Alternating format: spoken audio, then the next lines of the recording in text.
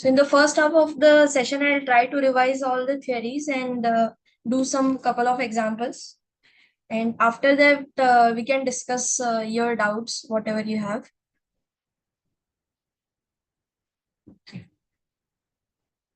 Screen is visible and audio is clear, right? Yes, ma'am.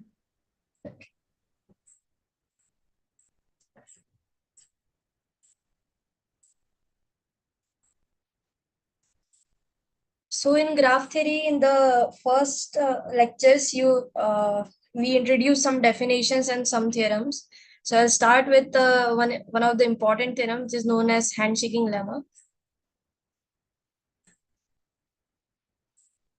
So handshaking lemma basically counts the number of edges in a graph using the degree of vertices. You know the degree of vertex, right?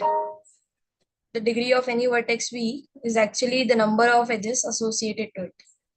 It's the number of edges associated to a vertex V. Right? So handshaking lemma basically says that if you sum all the degree of all vertices, where let's suppose G is our graph, and G can be denoted by whose vertex set is V and whose edge set is E. Then the sum of all the degrees of vertices of V is actually twice the number of edges. Number of edges is basically the cardinality of edge set E. So this is the important statement of handshaking lemma. So handshaking lemma says that if you sum all the degree of vertices, then you will get twice the number of edges. This is because if you consider an edge, then an edge can contribute 1 degree to 2 vertices. For example, suppose I have 2 vertices U and V, and I have an edge E between them. Then this edge E will contribute 1 to degree of vertex V, and similarly 1 to the degree of vertex U. So that's why an edge is contributing 2. So one edge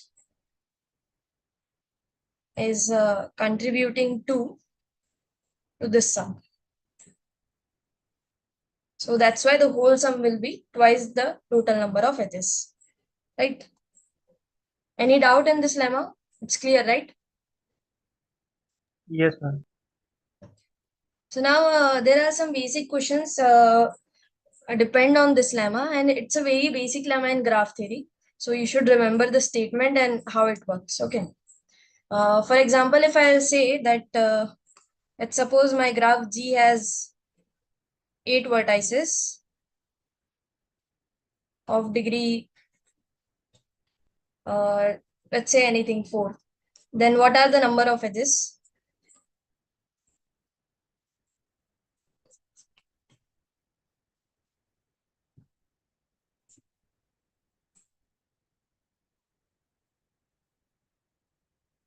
Eight vertices and each has degree 4.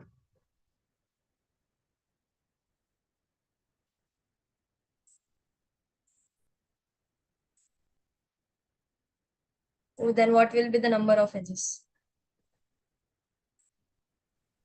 It's easy, right? I mean, 16. it's a number of vertices are 8.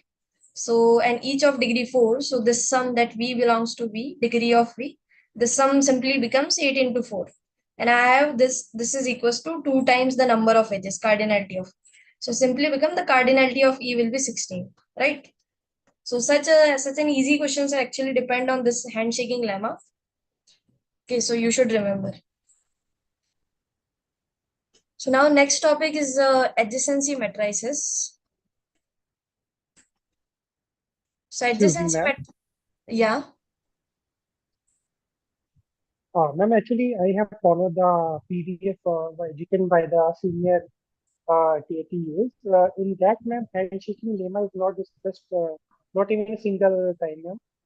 Can Sorry, you your repeat how you voice is not reached that this much answer, ma'am, clear. once again? Hello. Ma'am, now I'm audible, ma'am. Yeah, but your voice is too low. Just one second. Yeah, now speak. Hello. Actually, what I'm saying that I have followed the now audible, ma'am. Yeah, yeah, yeah. Yeah, Ma'am, you are I'm saying audible. I follow the PDF written by the senior. Yeah, I'm saying, ma'am, I follow the PDF which is written by the senior TAs. In that PDF, ma'am, there is not even a single mention of handshaking lemma, ma'am. So, can you just let me know, ma'am, how you reach this answer once again, ma'am? That is what I'm saying. In that PDF, you know handshaking lemma. What's your doubt? That was not there in the PDF. Yeah, ma'am. That it is different in that PDF that you are saying. No, ma'am, that was not mentioned in the PDF itself. No. Okay, it's not even mentioned in the PDF. Yeah, okay, fine now. You learn here, na? Yeah, ma'am. It's very easy lemma, but it's important. I mean, it is a basic lemma Okay, in ma'am. graph theory. It will use in several big theorems to prove those theorems. That's why. Okay, ma'am. Ma'am, how you reach that answer, ma'am? Can you just elaborate to once again, ma'am? How to reach where? You can How, type in ma'am, the you chat reach box this now. answer, I mean, ma'am? Whatever answer you have.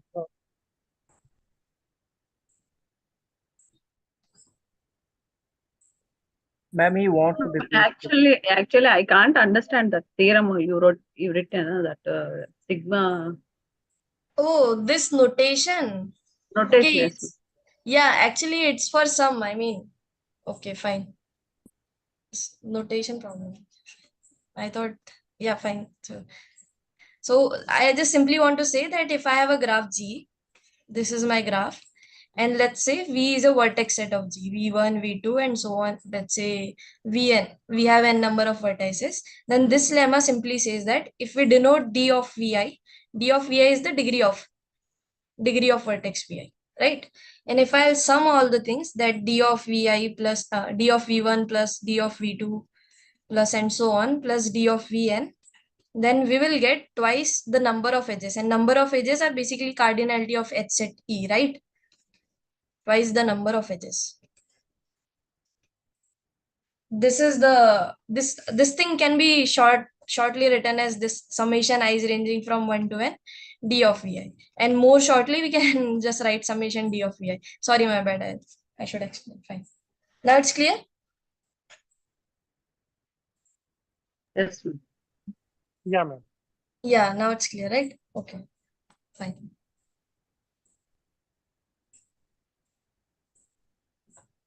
Any other doubt in handshaking lemma? So this is applicable for both directed and undirected graph. No, The same actually, in this degree concept is introduced in only undirected graph, right? In directed graph, we have two types of degrees, which is known as in degree and out degree. Mhm.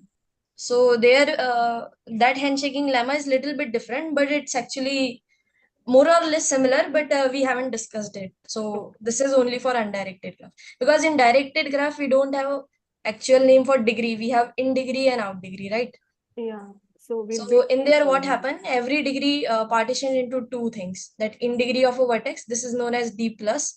D plus of Vi is in degree of vertex Vi, and d minus of Vi is in degree of out degree of vertex Vi, whatever corresponds to that. Then this sum actually partitioned into two things. That you will sum all the in degrees of all the out degrees of Vi, and sum all the in degrees of Vi, and that will equals to the twice the number of edges. So a little bit modification have been done in the handshaking lemma for directed graph. This is only for undirected. Okay. Okay. Thank you. Ma'am, Ma'am. Yeah. how can left side this sigma dv is equal to in 2e modulus of e. Yeah. Modulus of E, actually the cardinality of your H set, right? In a graph, we have two So types of sets. first you ask the question, 8 Yeah, first I vectors ask. and degree is 4. How Yeah. can we equate those two? How to reach this? No, how to equate? They both are not here. If I substitute that, I don't get the answer. That's Oh, you are not getting 16. That's your concern. yes, ma'am. 2 into 8 is okay, 16. But this degree into vertices is more. Okay, okay, fine. Okay, I'll explain this. So what my question is that I have a graph G which has 8 vertices, right? So let's say I have 8 vertices named to be V1, V2 and so on V8, right? Now each of them has 4 degrees. So that means degree of V1 is 4 and similarly degree of V8 is 4, right? So if you add those things, so what you'll get 4 plus 4 plus 4 plus and so on plus 4, 8 times, right? Right? This calculation is right? Yes, ma'am. Yeah, and this is simply equals to 8 into 4 because we are adding 4 8 times. Correct. So, and then by handshaking lemma, it says that it should be equals to 2 times your cardinality of E. This is by handshaking lemma. Yes, ma'am. Yeah. So from here But we can get, yeah. what is E, cardinality of E here, ma'am? Cardinality of E is actually your number of edges. Because in a graph, you know that suppose you have a graph G, this Yes, is your that graph. I know, ma'am. But here Yeah. it should be equal, no? Just substitute and just clarify. Yeah, I mean cardinality of E is basically the symbol for number of edges. You can assume. So what is the answer, ma'am? Right side. So the answer will be 16, right? But here 18 to 4 is more than that. 8 into 4 is 32, right? Yes, ma'am. And But 2 into 16 oh, is also 32. E There's is 2 na. E is 16. There is 2 na here. So 2 into 16 will be 32, right? but we don't know E, no, ma'am, here. No. We don't have to know E. We just want that how many element is are in there. If you Oh, are getting confused by this notation, just replace yes, it by the number, that number of edges. This will be some number, right? Let's say X. So if I simply say that X is the number of edges,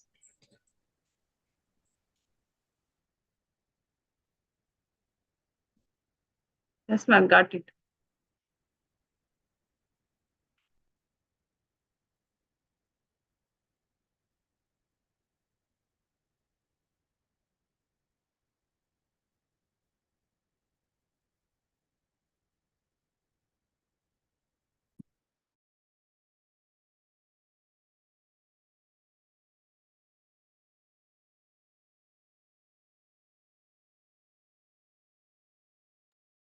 Ma'am, we can't hear him.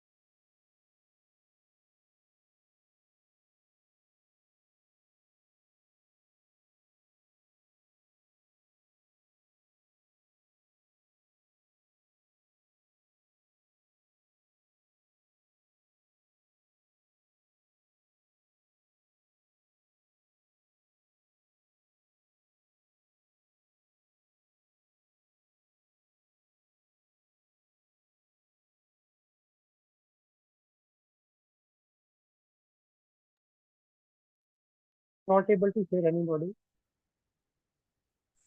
hello, am I audible now? Yeah, ma'am. Earlier it was blank. Yeah. Actually, I got disconnected. Sorry. Just 1 minute, I'll share.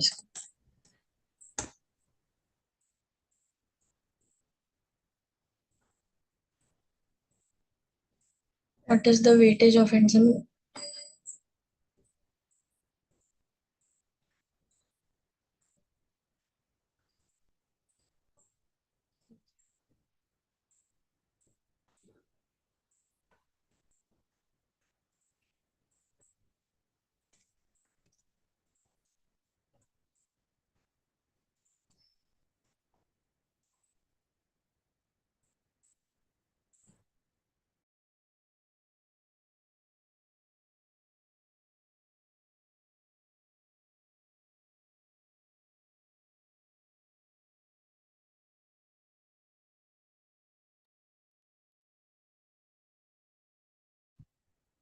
Ma'am. Hello. Hello. Hello. Yes, Yeah. Hello. Hello, He is ma'am. not visible now, ma'am. Yeah, It will just take 1 minute. They are not allowing for screen sharing. I just lost the connection, ma'am. Uh, you are explaining the adjacent matrix, but I lost connection. Have you explained it, or you are? No, I haven't explained it. I also got disconnected. So Okay.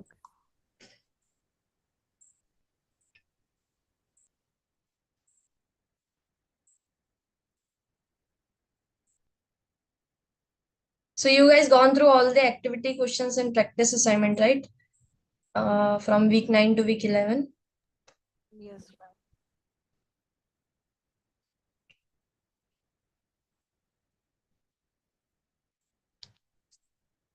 Ma'am, Yeah. I have a general doubt. What is your weightage of interim exam? I think it's 20, and 60, something like that. Maybe I'm also not sure, but I think it is like that. You guys already, I mean, they have given you some mark distribution thing, right? That this much will cover, I mean, this much weightage will covered by quiz 1 and quiz 2. And there is also some Ma'am, bonus weightage of practice. Yeah. week 9 to 11 are more probability कि उसमें से ज़्यादा question आ सकते हैं. ऐसा तो कुछ नहीं है, मतलब तुम्हें सारे ही टॉपिक पढ़ना पड़ेगा, किसी से भी क्वेश्चन आ सकता है. ज्यादा अज्यूम कर, मतलब ज्यादा किसी से भी अज्यूम नहीं कर सकते, तुम्हें पूरा ही करना पड़ेगा. हर टॉपिक में से पूरा क्वेश्चन आ सकते हैं. हाँ. पूरा इक्वली डिस्ट्रीब्यूटेड है. हाँ, मतलब हाँ, हो सकता है कुछ टॉपिक का पोर्शन थोड़ा ज्यादा हो, कुछ का थोड़ा कम हो, पर पढ़ना तो तुम्हें पूरा ही है. मैम बट लेकिन हम लोग को स्टैटिक्स में ब्लूप्रिंट मिला था कि स्टैटिक्स में first two 1 to 4 week 20%, 22 and अच्छा 11 to 12 38 ऐसा कोई है तो. अच्छा, उनने प्रॉपर डिस्ट्रीब्यूशन बता दिया है. ठीक है. तो मेनली मतलब ऐसा है कि ग्राफ थ्योरी का क्वेश्चन, मतलब ग्राफ थ्योरी का पोर्शन रहेगा ज्यादा, 30% to 40%. एंड कैलकुलस का भी रहेगा, limit, continuity, differentiability, on all those stuff, at least again 30 to 40%. And starting के वीक से थोड़ा कम रहेगा, बट अगर स्टार्टिंग का वीक नहीं पता है तो फिर कंटिन्यूटी, डिफरेंशियबिलिटी में प्रॉब्लम हो सकता है, तो इसलिए. Ma'am logarithmic function. अब ऐसा पर्टिकुलर टॉपिक तो मैं नहीं बता सकती ना, मतलब लॉगरिथमिक फंक्शन तो तुम्हें आना चाहिए हर चीज के लिए. और वो खाली, हाँ, पूरा वीक उस पे है कहना, पर जरूरी है, वो छोड़ नहीं सकते हो. हर चीज कनेक्टेड है, बिकॉज हम लोगों ने देखा कैसे, पहले हमने फंक्शंस पढ़ा, देन हमने yes ma'am. Particular type of functions पढ़ा, फिर कंपोजिशन, फिर लिमिट, कंटिन्यूटी. तो हर चीज कनेक्टेड है, अगर तुम एक चीज छोड़ दोगे तो फिर बाकी की चीजों में काफी दिक्कत जाएगा. And mostly graph theory independent part है, वो मैं मान रही हूँ. तो उसमें से वेटेज, ग्राफ थ्योरी का वेटेज तो रहेगा. सो ग्राफ थ्योरी आप लोगों को अच्छे से करके आना चाहिए. Okay ma'am, thank you ma'am. Okay, let's start.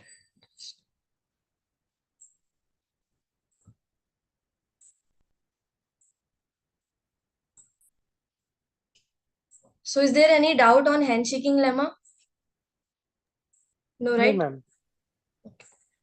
So let's move for adjacency matrices.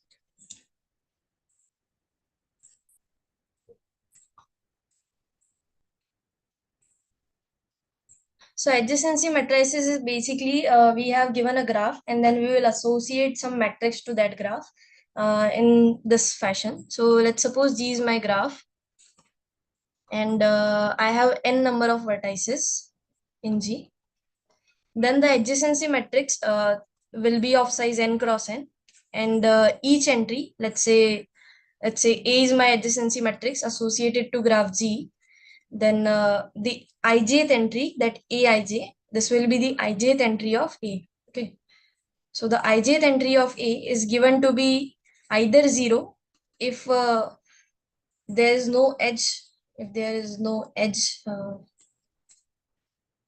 between I and j, and it is 1 if there is an edge,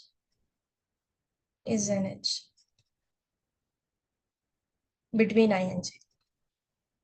So in this manner, we can associate a matrix to a graph, which is known as the adjacency matrix. Yeah, the graph, the class is streaming now. So and this is this method is also applicable in directed graph. This is the first topic. This is second topic we are discussing, adjacency matrix. First topic will be handshaking. So adjacency matrices for a directed graph and for undirected graph was defined in the similar way. But here you should a little bit pay attention to this thing, that in a directed graph, if there is an edge between, so in a directed graph, if there is an edge between I to j, then it need not to be an edge between j to I. So that means you should respect the direction, whatever it is given to them. Accordingly, we can apply, we can assign our matrix, we can assign our adjacency matrix. Okay. So the main or the simple observation you can see that if you have an undirected graph,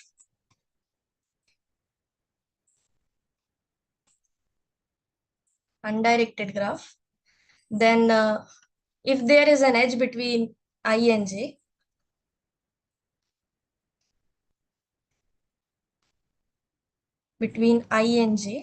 then we know that in an undirected graph, there are always an edge between j and I. I mean, the direction is not specified, so that particular edge can be considered as an edge between I and j and I both. So that means if there is an edge between I and j, the sentence also can be written as that I comma j belongs to. So this tuple belongs to E means there is an edge between I and j. So if you are in an undirected graph, then there will be no direction to an edge. So if there is an edge between I and j, then we can say that there is an edge between j to I also. So then j and I also belongs to E. So in this case, what happened? Our adjacency matrix will have something like that. If there is an I and j between, there is an edge between ij, then the entry aij will be 1. And similarly, the entry aji will also be 1. So that means that aij is equals to aji will happen for all I comma j. So that means our matrix will be symmetric matrix. So the conclusion is that the adjacency matrix related to undirected graph will be symmetric. You know what do we mean by symmetric matrices, right? Symmetric matrices are those matrices in which all entries which are present above the diagonal ijth entry, this is same as the jith entry. This is called the symmetric matrix. For example, this type of matrix, suppose this is 0 0 0 3 by 3 matrix I am writing, this is 1 2 3, then here should be 1 2 3. It is symmetric about the diagonal. It's known as symmetric matrices. So if I have an adjacency matrix related to an undirected graph, then it will be symmetric. The adjacency matrix will give so many information about a graph, because you can easily construct a graph looking at the adjacency matrix. So I will give you an example. I like to clarify now. In the symmetric matrix, what you have shown just now, can we, ma'am, see that the graph, whatever number you enter as a symmetry, ma'am, because they are in different. For example, in the first row, ma'am, these are 1 2, but on the lower side is only 1, ma'am, alongside the diagonal, ma'am. Hello, am I audible? Yeah, audible, ma'am. Yeah, this is not an adjacency matrix. This is an example for symmetric matrix. That's No, ma'am. I just want to know, ma'am, this, ma'am, can we consider this, ma'am, as a symmetry, ma'am, matrix, ma'am? Because alongside the diagonal, ma'am, it's not, if I bisect along the diagonal, ma'am, there's a 1 in the second row, ma'am, then 2 3 in the third row. But on the alongside the other side of the diagonal, that's in the first row, ma'am, 1 2 are here combined together, and 3 is in the separate row. Can we see this as a symmetry matrix, ma'am? I just want to know that. You have some other example of symmetric. You are asking that this is symmetric matrix or not, right? Yeah, ma'am. Yeah. So symmetric matrix actually basically those matrices in which Aij is equals to Aji. Just simply observe this thing that your, Got it. I mean, Got it. yeah, if your 1 2 is same as 2 1, A12 is same as A21 for all, I mean, all those entries are same, then it is known as symmetric matrix. That's all. Yeah, now got it. Yeah. So let's go for that. So what I am saying that if you are given the adjacency matrix, you can get so many properties of a graph. For example, you can count the number of edges, you count the number of degree of a vertex, you can see which vertices are adjacent to other vertices. By adjacent means there is an edge between them. Okay. For example, if you given an adjacency matrix, let's say, because in adjacency matrix, since we are not considering the loop, so there will always a 0 as a diagonal. Say this is 1.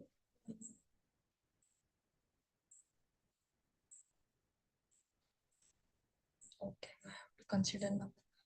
Sorry.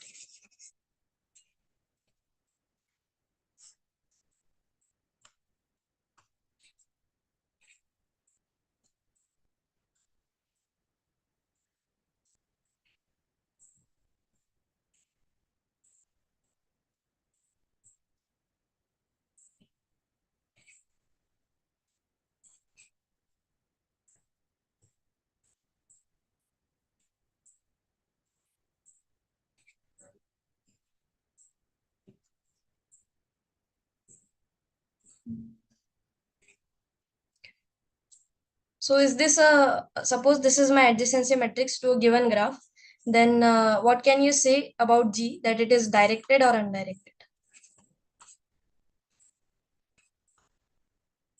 This answer in a chat box. This can be an adjacency matrix because it is a 4 by 4 matrix, so it's an even size, and all the diagonal entries are 0, so we are considering no loops.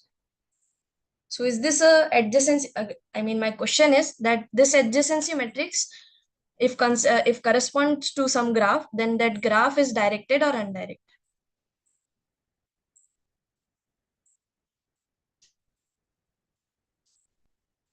Directed, right? Because this is not symmetric, right? Because if you can easily observe that this entry,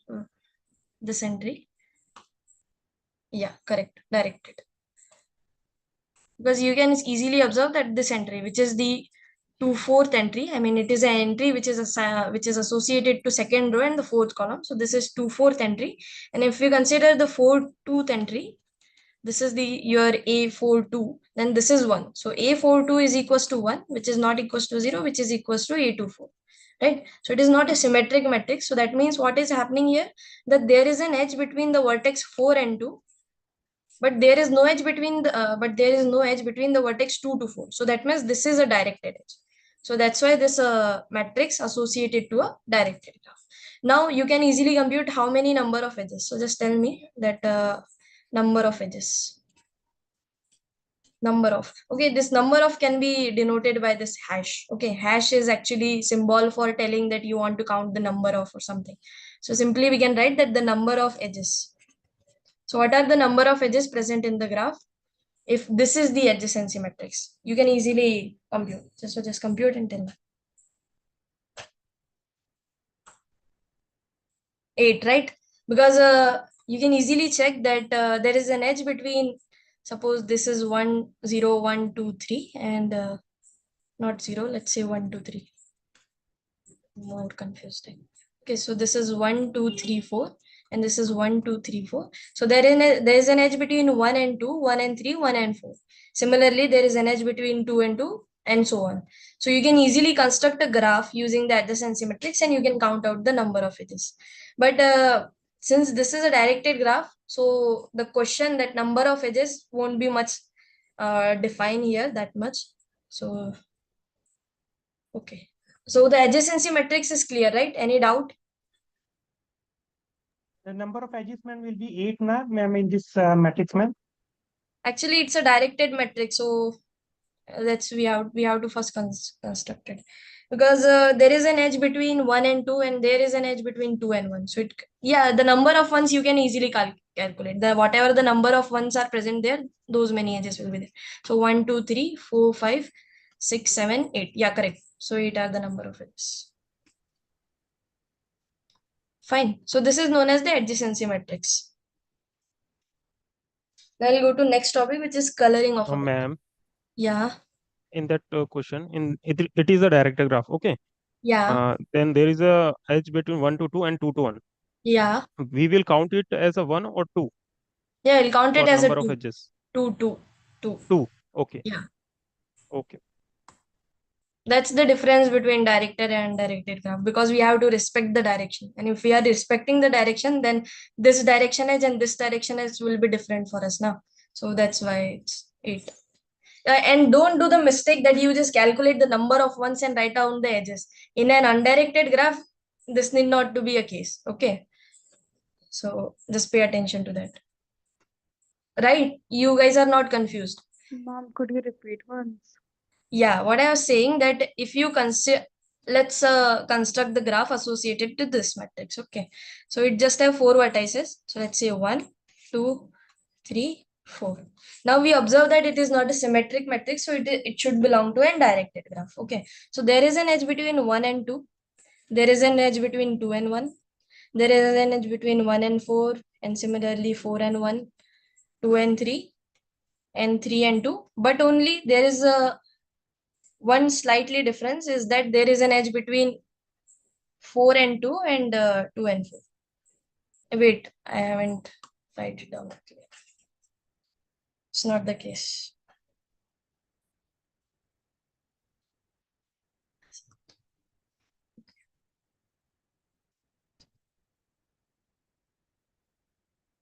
So the 1 is related to 2, 3 and 4. So there is an edge between 1 and 2, 1 and 3, and 1 and 4. So these are the 3 edges first. Now 2 is related to 1 and only 1. So there is an edge between 2 and 1. Now 3 is related to 1 and 4. So 3 is related to 1 and 4. And 4 is related to 2 and 3. So 4 is related to 2 and 3. So this is your graph. This is your graph which is associated to our adjacency matrix. So what is happening here? We are considering this edge and this edge to be different. But what happen if you have an undirected graph? Suppose I'll give you a symmetric matrix similar to this. Let's say 0, 1, 1, 0, right? And 1, 0, 0, 1. Now I have to do symmetry. So this will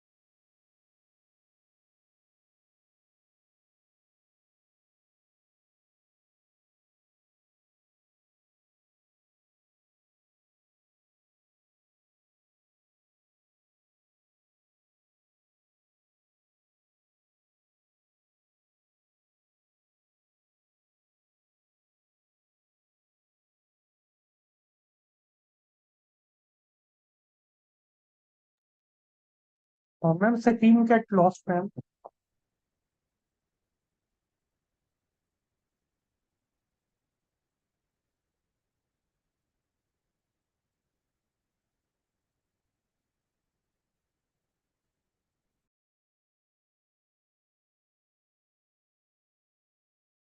Hello, am I audible now? Yeah, ma'am, you're audible. Yes, ma'am.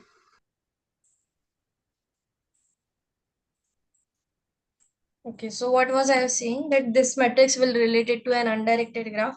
And if you construct a graph, then we observe that there is an edge between 1, 2, 3, 4, and this is 1, 2, 3.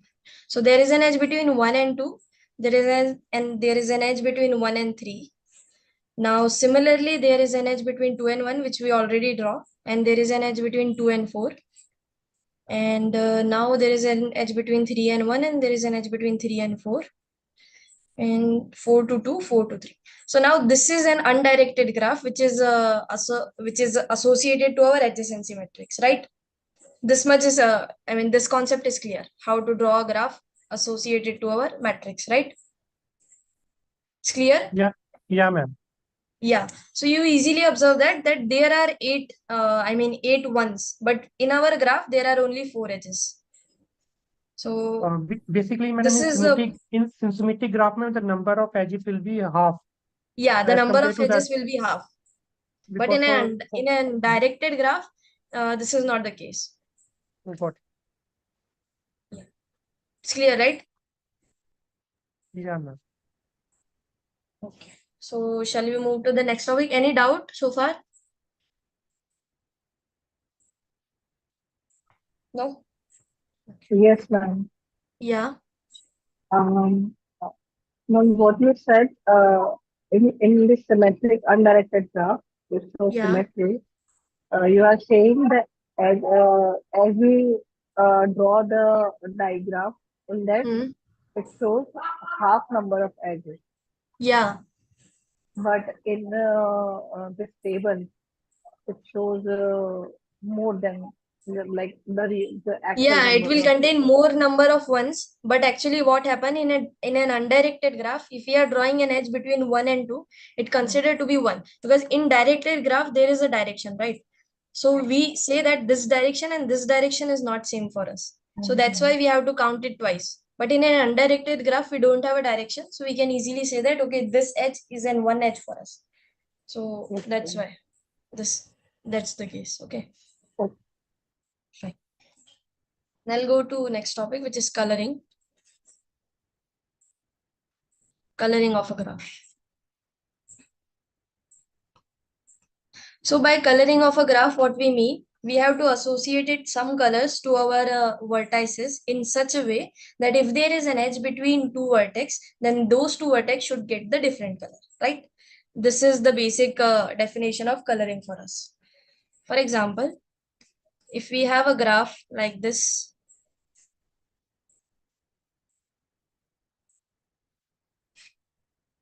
then in this graph, if I want to color this graph, what will happen? I'll choose a color for this vertex, let's say red.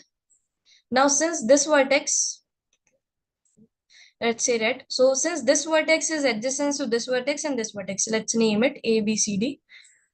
Then the vertex A is adjacent to vertex B, D, and C, 3 of them. So we cannot use red color to any other vertex. So what we'll do, we'll choose another color. So let's say I'll choose blue for B. Now, since C is adjacent to A and B also, so we cannot assign red color and blue color to the vertex C. So let's say I'll choose green color for C. Now, what has happened to D?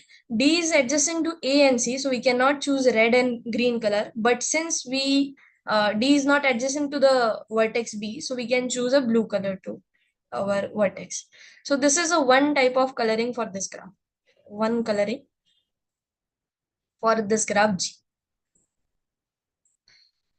Now the case is you can color this vertex D with any other color also. That will also be a coloring for this. Suppose I will color this vertex by some other color.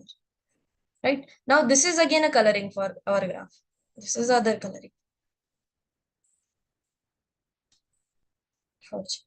Now in coloring problem, our main aim is to find the minimum number of color for coloring our graph. For example, if I'll choose blue here, in this coloring, that is a different type of color if I'll choose for my vertex D, then in this coloring I'm using 4 colors, right? And in the previous coloring, I'm just using 3 colors.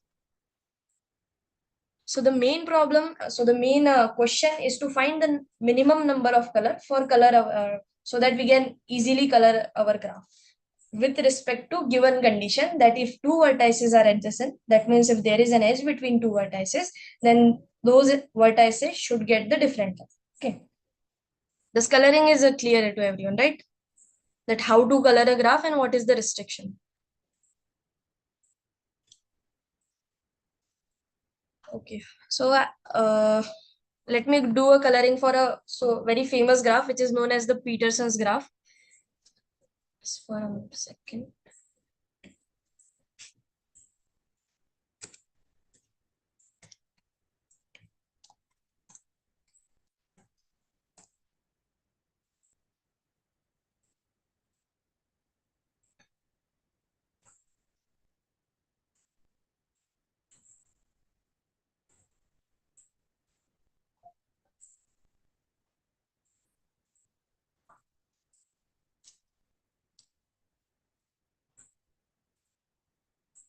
So this graph is actually known as the Peterson's graph. This graph is actually had a very good place in graph theory. It will use in so many, so many theorems. So we'll see that. Okay, so you guys just try that. How many? So what is the minimum number of colors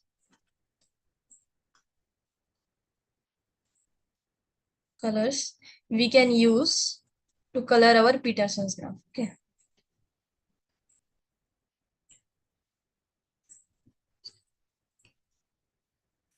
So just try. I'll give you 5 minutes and answer in chat box. Your main aim is to color this graph using minimum number of colors.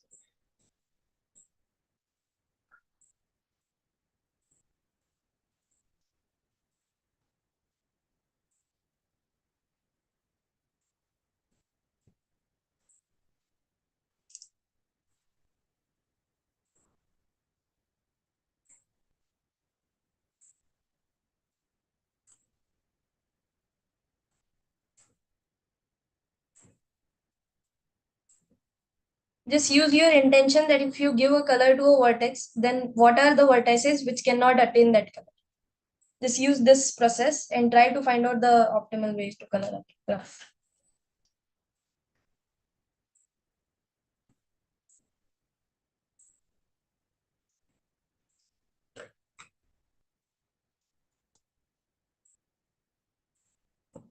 Three, right? Anyone want more time? Or shall I discuss? Because we have to cover a lot now. Just for 1 hour.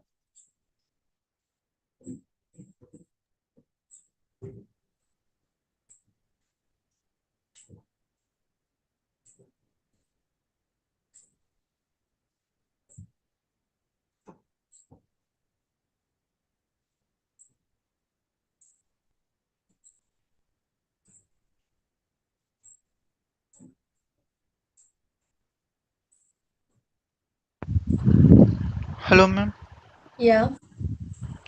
Ma'am, is this session for 9 to 12 revision? Yeah, 9 to 11 revision. But first I should, I 9 want to cover to graph theory, the whole, and then we will move for the calculus part. Because the calculus part is just contained week 9, right? Mhm. Let's discuss from week 10 and 11 first, then we will discuss week 9. Okay.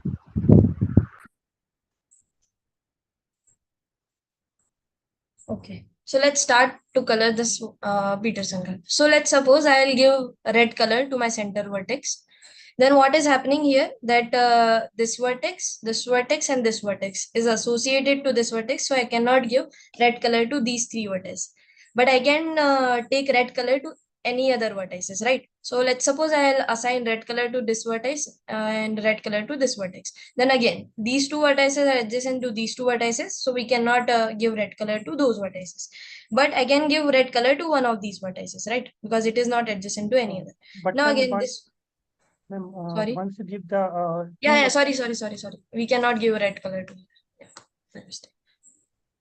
Because this vertex is adjacent to this vertex. Okay. So if I give red color here, I cannot give red color to these three vertices. If I give red color here, I cannot give red color to these three vertices. And if I give a red color here, then I cannot give red color to these three vertices. So that means now I cannot use red color anymore in my graph. So let's take another color and let's assign a blue color to this vertex.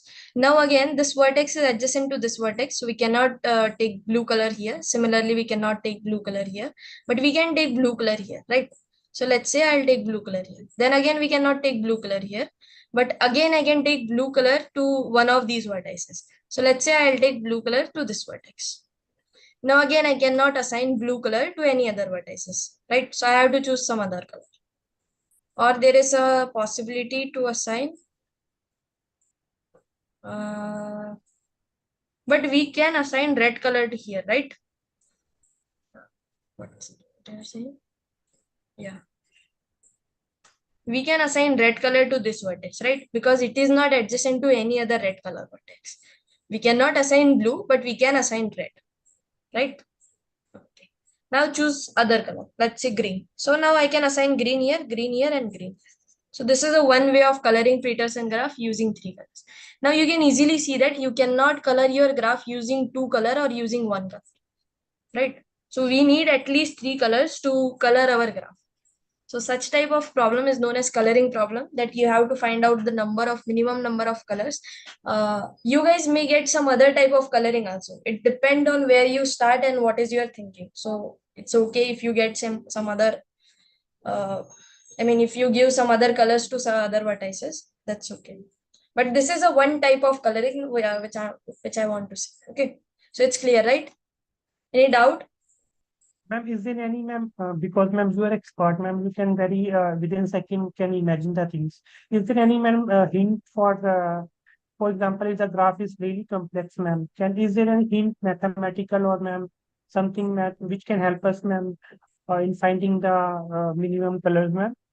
No, actually, this coloring topics is very vast. This is just starting point of it. There are so many theorems and results which you can use to color a graph. But in your course, you just have to use intuition. That's enough. Okay.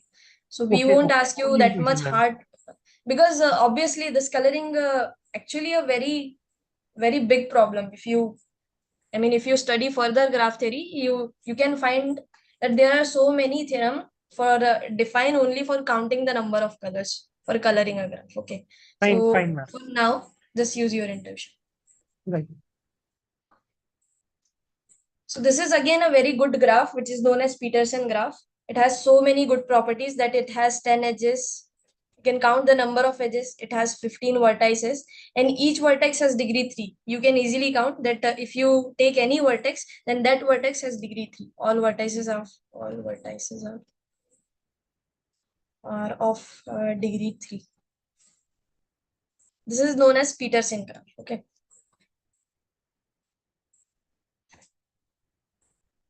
Now we go for our next topic, which is DFS and BFS. So I'll just recall a short process of DFS and DFS by taking any graph. Okay, so let's take our Peterson graph only.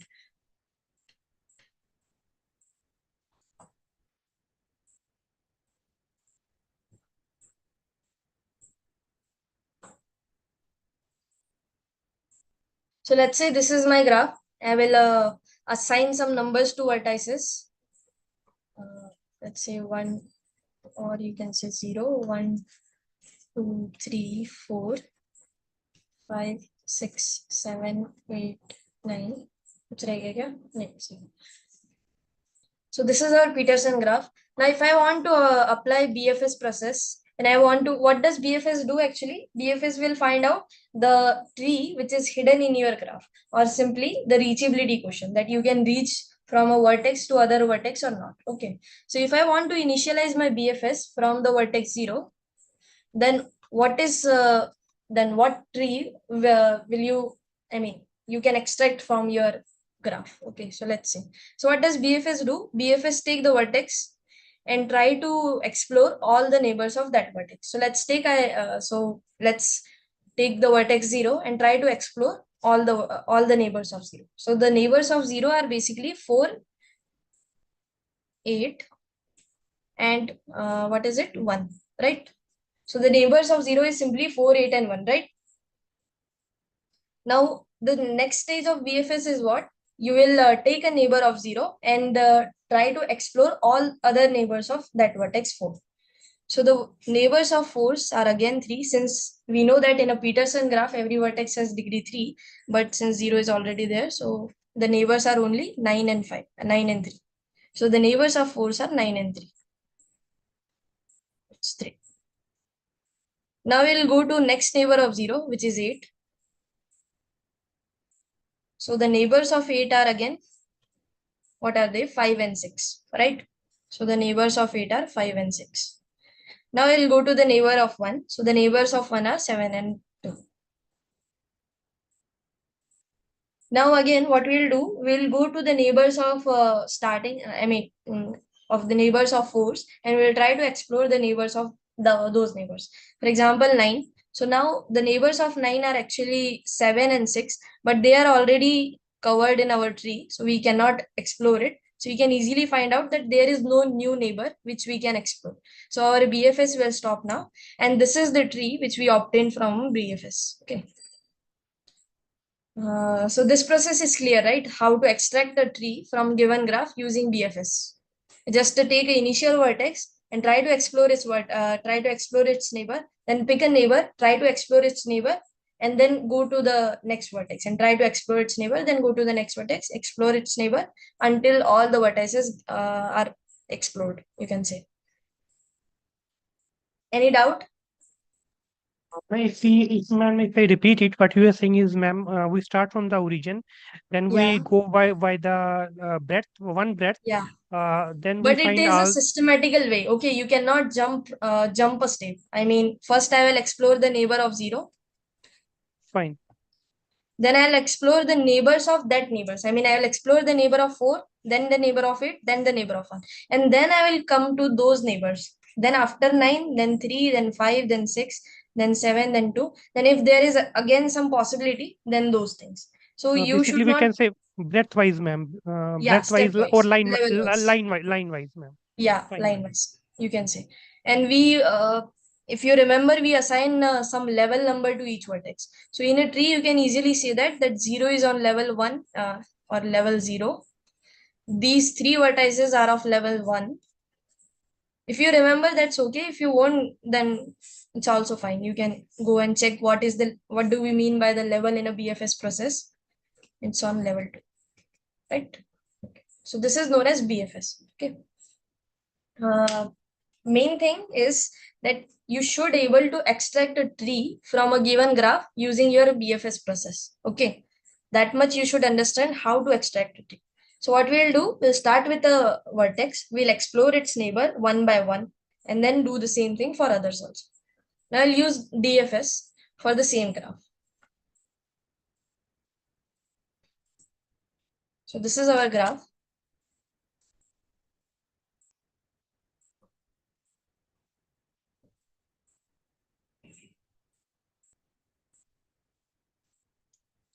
So again, I'll write down the vertices. Let's say 0, 1, 2, 3, 4, 6, 7, 8.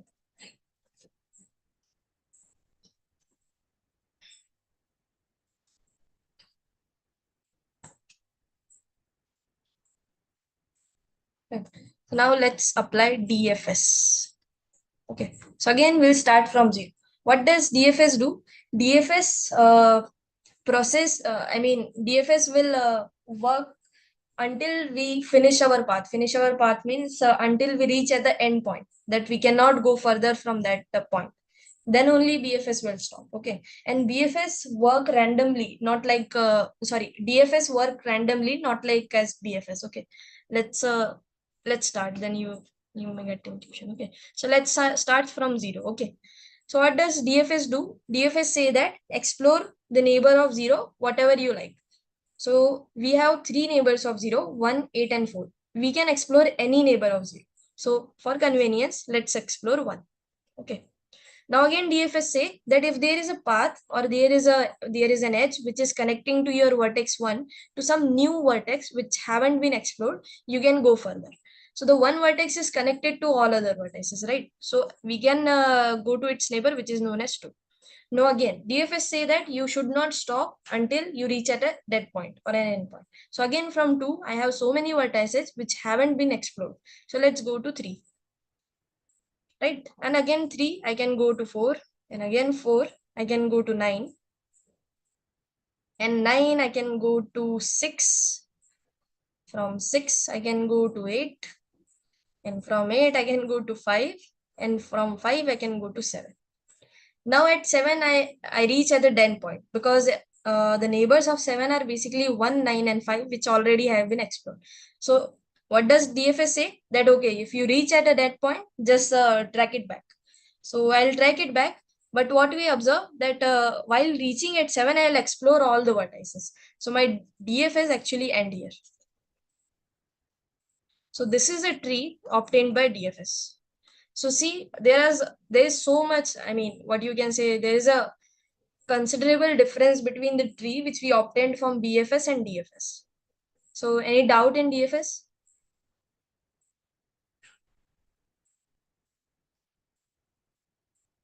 You guys understood, right? What we did? Understood, How ma'am. does DFS work? I just want to know, ma'am, for what purpose is there any specific Your voice purpose is not that that we much use? clear actually. I mean, Ma'am, I am saying, ma'am, for what purpose is there any specific purpose that we use border BSF and DSF separately, ma'am? yeah, actually BFS give you the minimal spanning tree. Minimal spanning tree, I mean, it will give us the minimum tree. I mean, you can reach from 0 to 9 using only 2 edges, right? But in DFS, if you want to reach from 0 to 9, you have to use so many edges: 1, 2, 3, 4, 5, 6. Sorry, 4 edges, right? If you want to reach 9. So in DFS, if you want to reach from 0 to 9, you have to use 4 edges. And BFS say that if you want to reach from 0 to 9, you just have to use 2 edges, right? So BFS actually give us more what you can say shortest path kind of thing, but DFS will work randomly, and they both have their advantages and disadvantages. I think sir have mentioned some of the difference between DFS and BFS. You can check that videos. Okay, Okay, they are ma'am, just ma'am. considerably Yeah, different. got it, ma'am. Yeah, Broadly speaking, ma'am, BSF is used for the shortest distance between two yeah. nodes, and ma'am, DSF any single ma'am major usage, ma'am, for DSF. DFS actually mainly used for connecting purposes. I mean, you know, the forward edges and backward edges and those kind of thing. If you want to know that is there present any forward edge, backward edge, and all those things, you use the DFS numbering which we have covered in the preceding lecture, right? We use some numbering, right? We'll give some numbering, post number and pre number, right? So Okay. those numbering have some specific advantages. Basically, if you have to look at the path followed, ma'am, then we have to basically follow Yeah, the depth of search, ma'am, isn't it, yeah. ma'am? So Okay, something ma'am. like that you can say. Okay, So this is BFS and DFS, how it works, and how should you obtain a tree from BFS and DFS process. Okay, so it's clear, right? Any other doubt?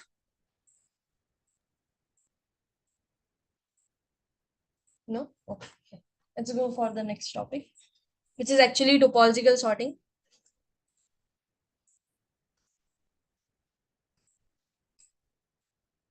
So topological sorting is actually given in a directed acyclic graph.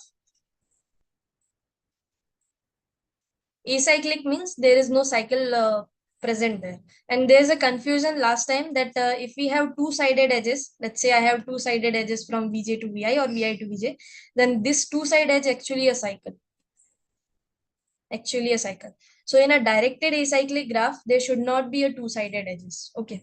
So if there is a two-sided edge between a directed acyclic graph, then it is not acyclic anymore. It has a cycle.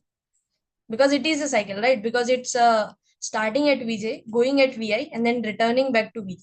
So what does a cycle say? So cycle is a path whose starting point and end point are same. So this edge will form a cycle in our graph. So in a directed acyclic graph, there is no two-sided edges. Okay. So this is one thing. Now we do topological sorting in a DAG. This is actually known as DAG, DAG.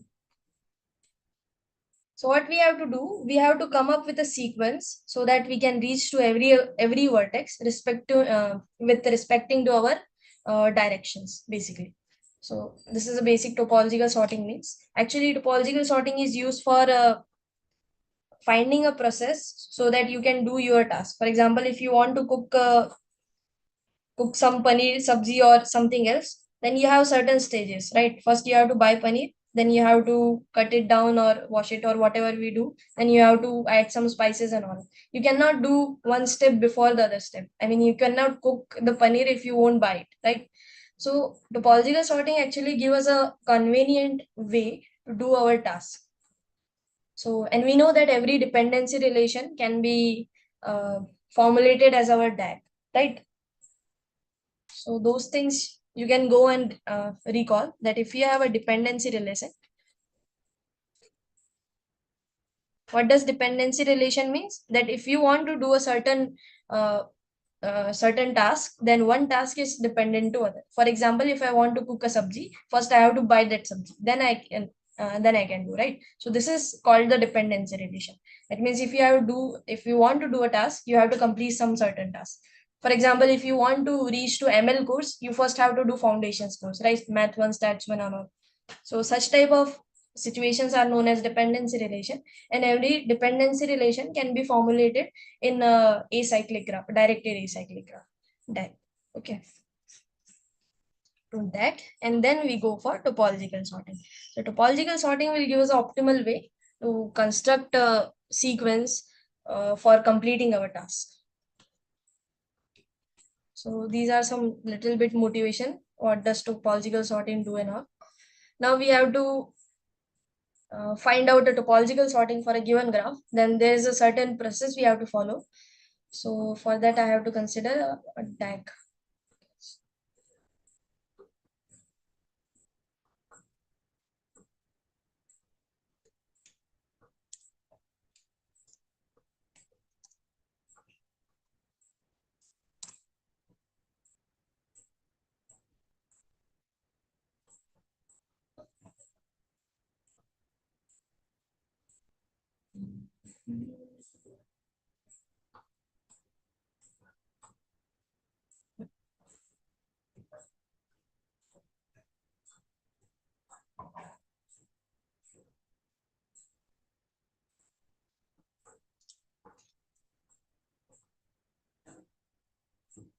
So suppose this is my DAG.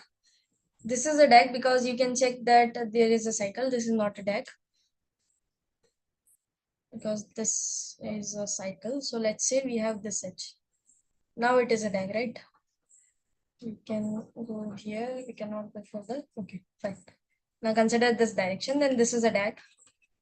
Now we have to come up with a topological sorting for our given DAG. Okay, so what does topological? How to construct a topological sorting? In the first step is that assign what you can say in degree to all vertices. So if I assign the in degree is basically the number of edges which are coming to that vertex. So you can easily see that the in degree of 1 is 0, in degree of 2 is 1, in degree of 3 is 2 because there are 2 edges which is coming to 3, in degree of 4 is 1, and in degree of 6 is 0 because there is no edge coming at 6, in degree of 5 is 2. Ma'am, in degree of 4 is 2. Yeah, sorry. In degree of 4 is 2 because 6 is coming here, right? Okay. All others are correct, right? Just one second. Yes, ma'am.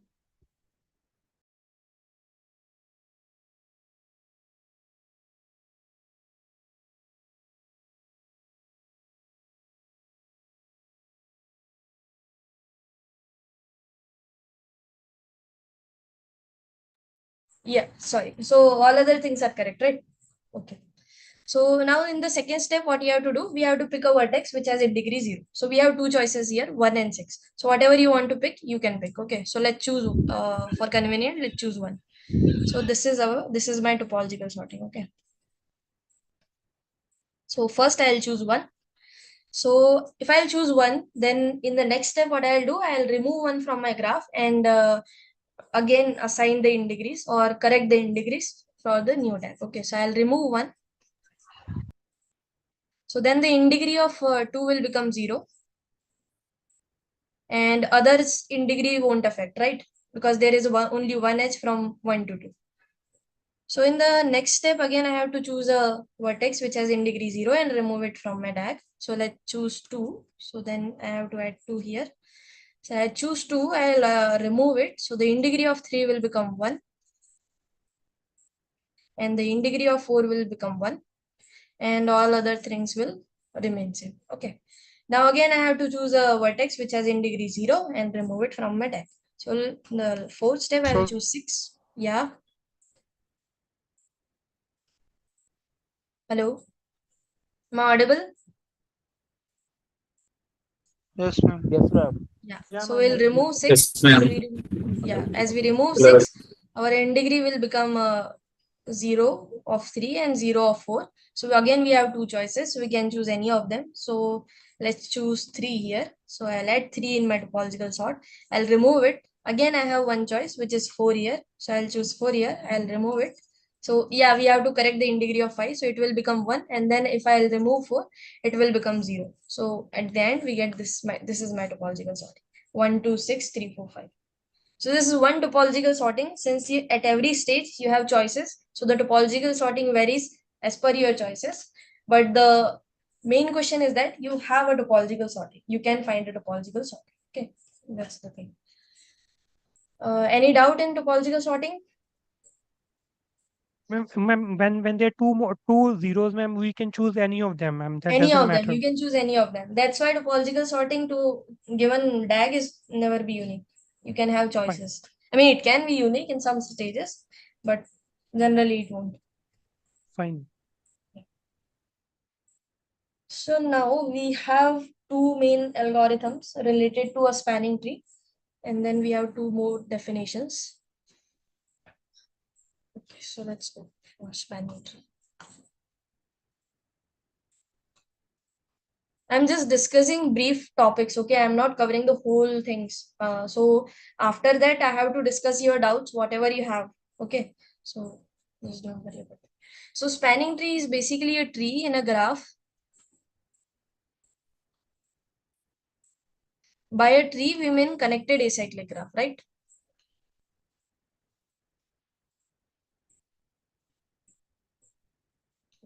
So spanning tree is basically a tree in a graph which cover all the vertices.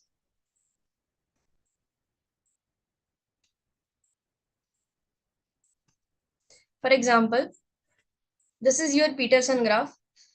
So in a Peterson graph, if you consider this tree, which is a sequence from 0 to 7, then this is a spanning tree because it is a tree and it containing all the vertices. So this is a one type of spanning tree for Peterson graph, and BFS is also giving you a one type of spanning tree for Peterson graph. Okay, so such type of tree is known as spanning tree. Basically, a tree which cover all your vertices. There is no math session after this one. I don't think there will be a math session after this. But if you guys want, then we can have a session. I mean, we'll discuss it at the end of it. Ma'am, just want to know, ma'am, in the tree, ma'am, you told me that is a graph which cover all the vertices, ma'am. In the Yeah, bracket, ma'am, you have written, ma'am, connected acyclic graph, ma'am. But yeah. in the earlier, ma'am, it's not acyclic, ma'am. No, tree is always acyclic. The definition of tree is say that it should be connected acyclic graph only. I mean, you cannot find a tree which has because it's a definition. You cannot. I mean, Okay, ma'am. Okay, got it. Okay. what we have to do, we have to, for example, here, listen, this is your graph. The graph is a different thing, right? In a graph, we are finding a tree. That means Fine. we are erasing some edges and we are finding a tree. So Yeah. this is a So basically, process. ma'am, we can say that the tree is that cover all the vertices, ma'am. Isn't it, Yeah. ma'am? Yeah. Okay. Okay. So such type of thing is known as spanning tree.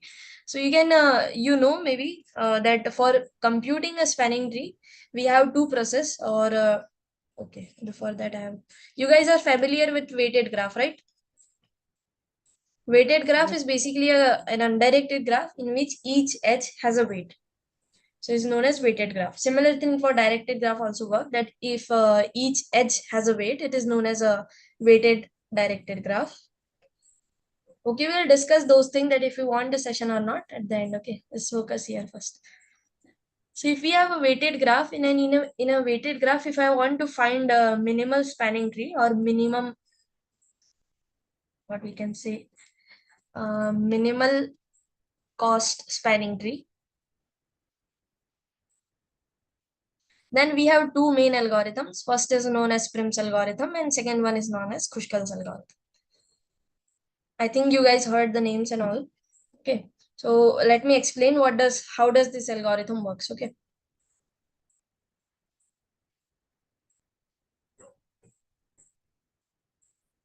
So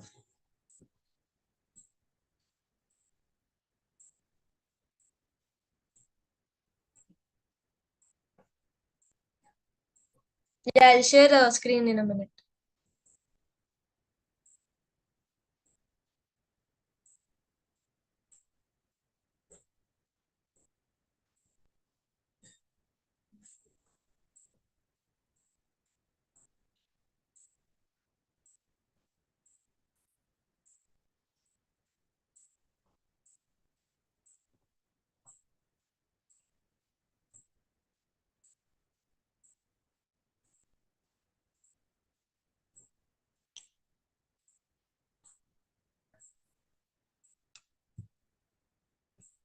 So first we'll discuss Prim's algorithm and then we'll discuss Kruskal algorithm. Okay.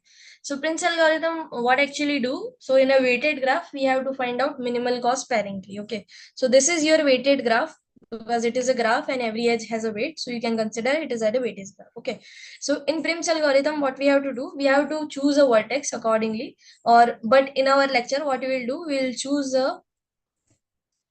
a minimum weight or minimum cost edge, and then we will grow our tree. So in this weighted graph, we have minimum cost edges to be 1. So what I'll do, so I'll choose this edge which has cost 1.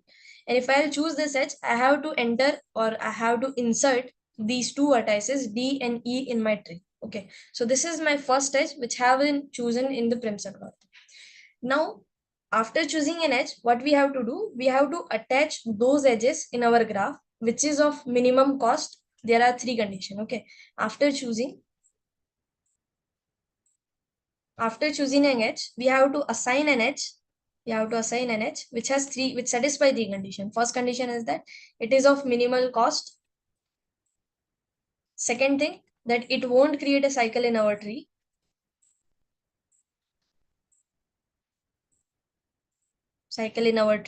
And third thing, that it has an endpoint from our tree and one endpoint from graph. Okay, so one endpoint from tree and one from graph. Okay, so if I'll choose this edge 1, then I'll choose these two vertices E and D. Cardinality of maximum. Yeah, we'll come to independent set vertex cover both of the things. Okay, so first in the Prim's algorithm, we'll choose an edge which is of minimum cost. Then if we choose that edge, we have to consider these two vertices. Now we have to assign those edges which are of a minimum cost, which has 1 point in our tree, 1 point in a graph, one endpoint in a graph, and which won't create a cycle for us. Okay, so here the next choice will be this edge 3, because this edge 3 is in our graph, and this edge 3 has 1 point from our tree, because in our tree I am considering the vertex E and a vertex D, and it is of minimal cost, and it won't create a cycle for. Okay, so in the next step I have to choose again an edge. So but I cannot choose this edge 4 because now I have choices which now I have those choices. What are choices?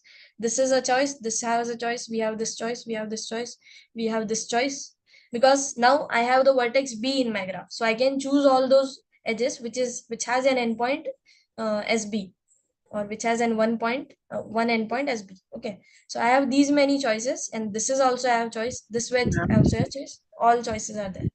Yeah. Ma'am, 7 is not there. Yeah, 7 is also a choice for us. We want to we want to take minimal cost edge. So that's why I haven't chosen 7. Just ignore these vertices. Okay. So Can you repeat? yeah. So now the next possible choice is this edge, right? Because it is of minimal cost and it is not creating a cycle for me. So I'll choose this edge in my tree. So in my tree, what is happening here? That I'll choose first D to E edge, which is of cost 1. Then I'll choose an edge from E to B, which is of cost 3. And then I'll choose an edge from B to C, which is of cost 1. Now again, I'll go. I have a choices. I have all choices. Now I cannot choose this edge because if I'll choose this edge in my tree, I'll form a cycle. So that's why I cannot choose this edge. So this edge won't be in my tree. So this edge will discard for us. Similarly, this edge we cannot choose because if we choose, we create a cycle. Okay. So now the possible choices are this edge 4, 5, 2, 7, 5, 7, right? So again, I'll go for minimal. So I'll choose this edge, which is connecting B to A. And it is of cost 2, right? So again, I'll choose this edge. Okay. So I have these 2 vertices also. Now, in our graph, only 2 vertices remain. Somehow I have to connect these 2 vertices to also my tree using the minimal cost edge. Okay. So for F, I have 3 edges which we can choose. I can choose 2. I can choose this edge which has weight 5. I can choose this edge which has cost 4. So what I'll do, so I'll choose minimum cost. So I'll choose this edge which is connecting to A to F with a cost 2.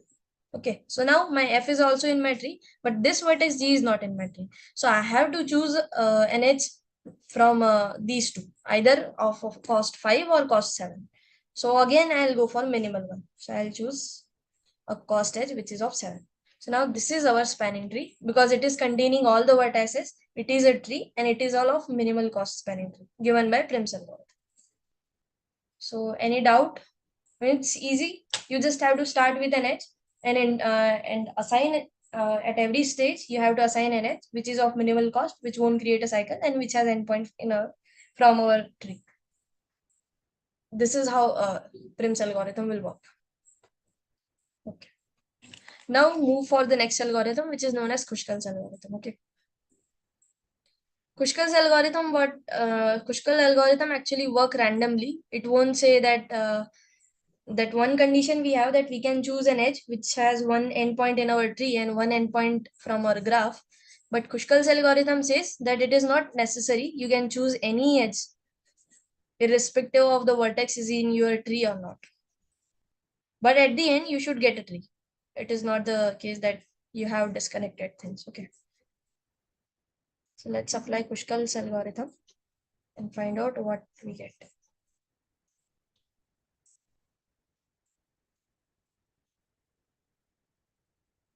So Kruskal algorithm says that Kruskal, whatever the spelling is. Okay. So it just say that choose a minimal cost edge. Okay. So in our graph, there are 2 edges which has cost 1. So I can choose any of them. So for convenience, let's choose an edge which is from C to D, C to B of cost 1. Okay.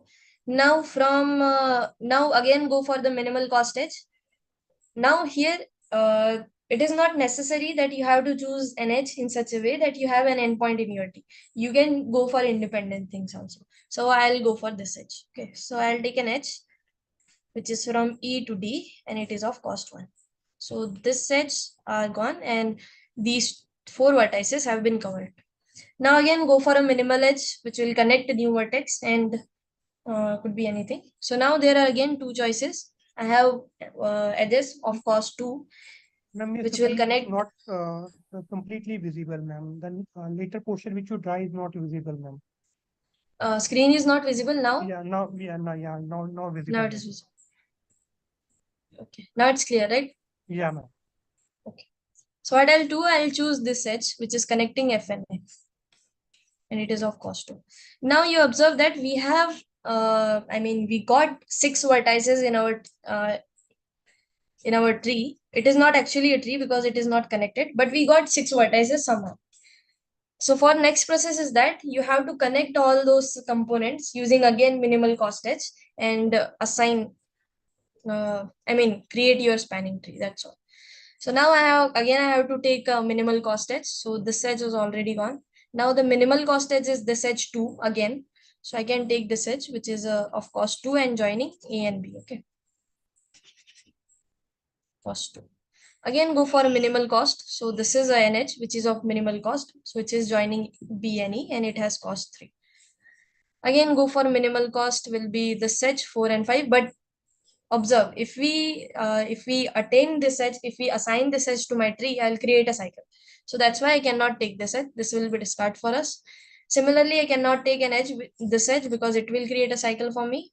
Similarly, I cannot take this edge because again it will create a cycle for me.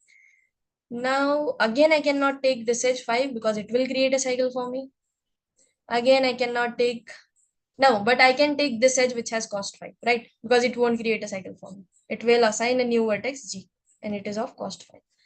So now here Khushkal's algorithm actually stops, but you can observe that only those edges will remain which will create a cycle for us. No, except the 7. The 7 won't create a cycle, but we don't need it. We connect all our vertices, we get a minimal spanning tree. So this is your minimal cost spanning tree.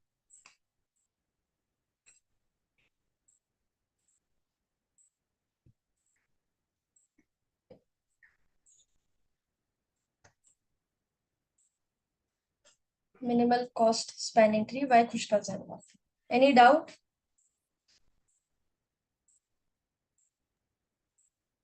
The condition that all the vertex should be there in the graph, ma'am. Right, Yeah, ma'am? the only condition is that all vertices should be covered in a graph. It should be connected and it should be acyclic. That's all. And it should be, ma'am, what you are saying, ma'am? It should be Connected and acyclic. There should not be a cycle in your minimal okay, spanning tree. okay, ma'am. Okay. Both algorithm give the same minimal cost. Actually, it's not always the case. Maybe they will give, maybe may not be. They will. I mean, it depends on the principal because both have choices to make. Right? You can choose. For example, here I have 2 edges which we can choose. This one cost edge, but ultimately there will be only slightly difference. I mean, there will be very small difference between the tree will you obtain from the Prim's algorithm and Khushkal's algorithm. For example, let's for example, if in this graph, I'll take all edges to be of same weight. I won't say that we have different weighting or same. I'll take same weight. That all edges have same weight. Then if you apply Prim's algorithm and Khushkal's algorithm, you can get a different spanning tree. So in general, need not to be unique, but most of the cases it will unique. Yeah, those algorithms are a little bit lengthy, but I'll give an idea of Warshalls and 4 Warshalls. Okay. So first, let me cover vertex cover and independent set. Then we'll go for calculus part because we have to do. Okay. So just ignore this PDF, okay? I mean, okay.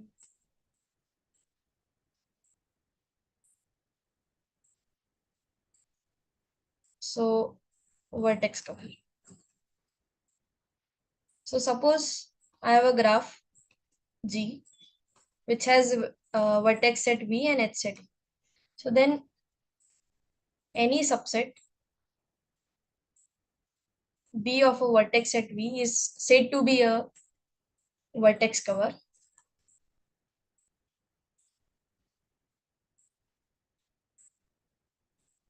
If all edges has at least one point, at least one end point from B. So ultimately, the vertex cover B should cover the whole graph. I mean, if you take the vertex cover B, then every edge should have at least one point which is coming from a vertex at B. For example, if I have this graph,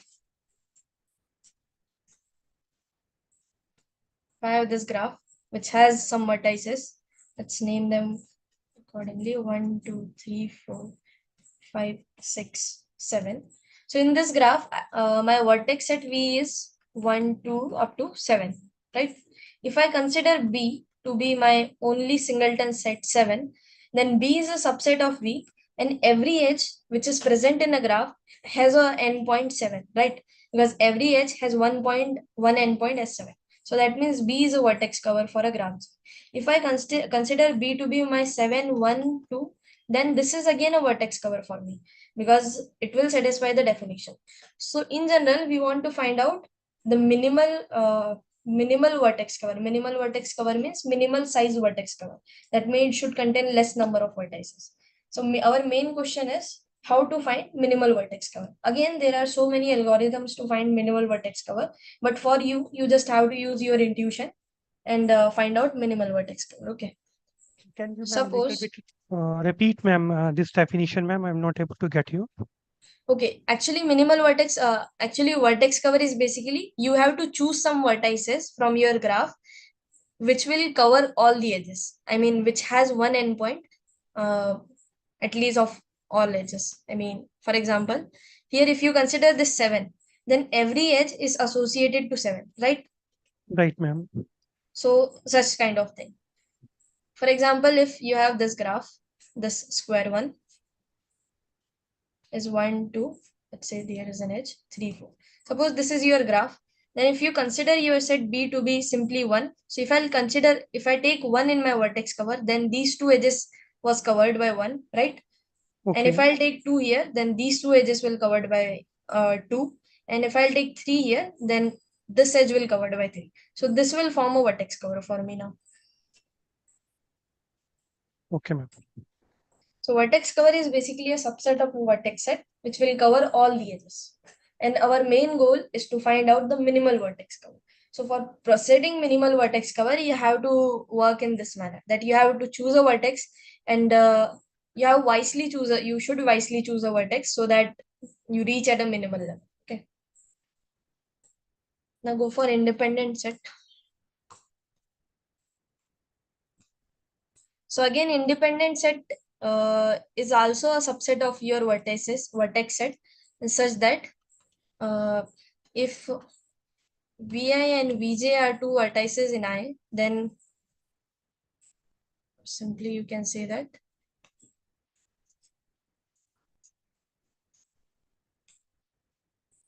Vi and Vj will belong to I if and only if there is no edge, or if, not only if, only if, okay, if there is no edge between Vi and Vj. So ultimately you have to choose all those vertices which are not connected by a single edge.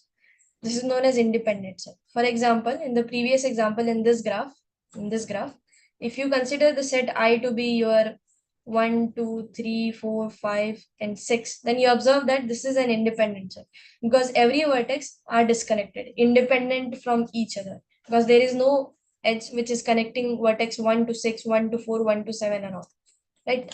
So this is known as an independent set. Independent set is basically a subset of a vertex set in such a way that two vertices should not be connected by an edge. They should be independent from each other. And in independent set, our main goal is to find the maximal number of independent set. I mean, maximal number of vertices which are independent from each other. Ma'am, if we put 7 in the independent set, it is not an independent set, right, ma'am?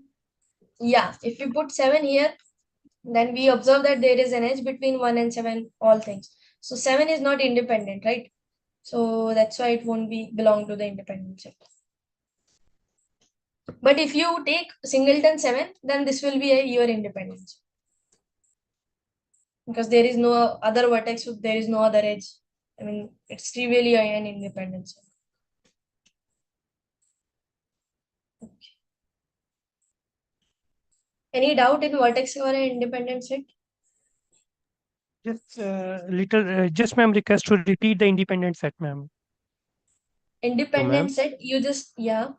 It is better that you choose some example from graded assignment and explain. It will be easy for us.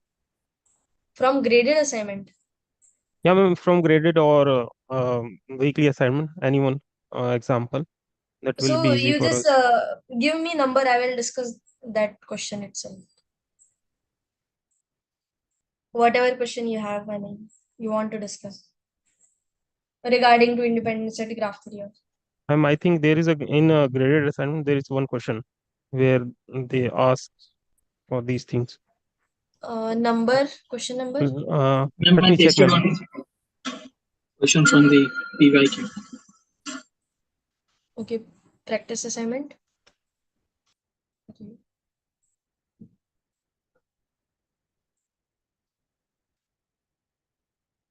This one.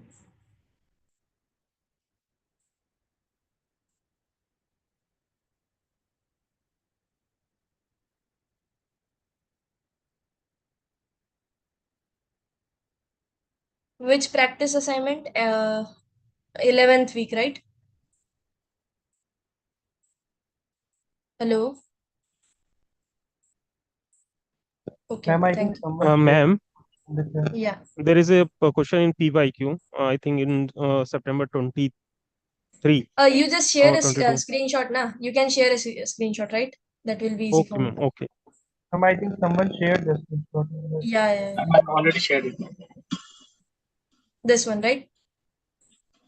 Yes. Find the cardinality of maximum independent set of the graph below. Okay. So what you have to do, you have to work intuitionally. I mean, there is no particular process to find out the independent set. Okay. The screen is visible. Hello. Screen is visible, ma'am. Visible. Yeah. Okay. So what you'll do, so just try to number it out first. So let's say it's 1, 2, 3, 4, 5, 6, 7, 8. What I have to find out? Maximum independent set. Now observe that if you take the vertex 7 and 8, then what will happen? You are not able to take these 4 vertices or simply all vertices because all vertices is connected to 7, either 7 or 8, right? You cannot take 1, 2, 3, 4, 5, and 6. What I was to saying, what I want to say that if in your independent set, if you take 7 and 8 both, then you cannot take any other vertex. And even though you cannot take both of them because both of them are connected to each other. So that means 7 and 8 are obviously not a good choice for starting our independent set, right? Because if you take 7 and 8, then you cannot take any other vertex, and even though you cannot take both of them. So let's try to start with the outer vertices, or try to start with those vertices which are of minimum degree. Okay. So if you observe here, this outer vertices, this vertex 1 and this vertex 4 has degree 3. I'm writing degree as a red, okay, because it is associated with the 3 vertices, but via 3 edges. 7 and 8. So it's helpful to take those vertices which are of minimum degree. So let's take 1 and 4. Then our 1 and 4 are gone. Then if we choose 1 and 4 both, then we cannot choose 8, 3, 5. And if we choose 1, then I cannot choose 2, 7, and 6. So that means choosing both of them will not be a good choice for us. Because if we take 1 and 4, then only we should stop. We have to stop here. We cannot take any other vertex. So let's take one of them. So let's take 1. So if I'll take 1, then what are the choices which have to discard? We cannot choose 2, we cannot choose 7, we cannot choose 6. But we can choose 3, 8, 5, 4, or any of them. Okay. If I'll choose 8, then again we cannot choose any other vertex. If I'll choose 8, then I cannot choose any other vertex. I cannot choose 3, 4, or 5.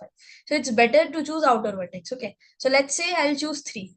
Because what is happening here, 3 is connected to those 2 vertices which are already connected to 1. So that means 3 will actually a good choice for what we can say growing our independent set. So let's, for convenient, let's choose 3. So I'll choose 3 in my independent set. Now, if I'll choose 3, I cannot choose 8 and 5, but I can choose 5. Sorry, we cannot choose 8 and 4. I can choose 5. So this is your maximal independent. I think answer should be 3. Answer is 3, right? Or Yes, 4. Answer is 3, right? Because at every stage you stuck with 2 vertices. If you consider 1 and 4, then you cannot take anything. If you consider 7 and 8, then you cannot take anything. If you consider 7 and 3 also, you cannot take anything. No, there is another an independent set which has 3 vertices. Simply you can take 3, 7 and 5. Right? 3, 7 and 5 is also a good choice for us, because this will be an independent set and it won't have any vertex. So in this manner you have to work, but again it is all based on intuition, right? That how to grow an independent set. It is clear. We can choose 264, correct? We can choose 264. Ma'am, Ma'am, vertex Yeah. cover up, please. Can you? Yeah. Vertex cover up. Yes, ma'am, for Vertex the cover. same question, vertex cover. Oh, okay. Same for the same question. I have to find out vertex cover, right? Yes, ma'am. Okay. So vertex cover is basically you have to choose all those vertices. So I think it is 2. I mean, if I number it 1, 2, 3, 4, 5, 6, 7, and 8. And if you choose these, because obviously if you choose a single vertex, you cannot cover the whole graph. If you choose any single vertex, obviously you cannot cover the whole graph, right? Because if you choose 7, you can cover 2, 1, 6, 8, right? But you cannot cover these 3. So its best choice for vertex cover will be 7 and 8. If you consider 7 and 8, then you can cover up all the edges. Not all the edges. We have to consider one more vertex, I guess. Because if you consider 7, we can cover this edge, this edge, this edge also. And from it, we can cover this edge, this edge, this edge also. But we have so many other edges which haven't covered by 7.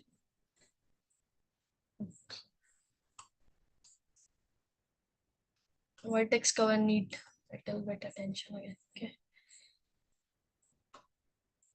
That's not a vertex cover for me. Ma'am, in question PYQ, it asks for minimum vertex cover for 4. Minimal vertex cover for 4. We do not 4 that for that.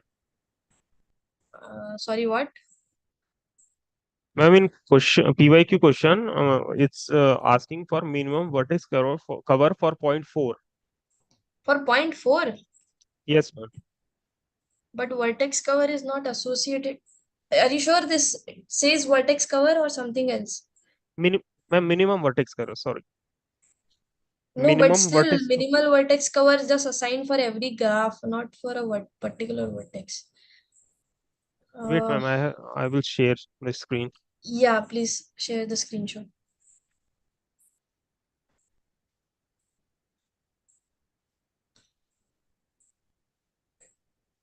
As we have to discuss calculus part also, so just be quick.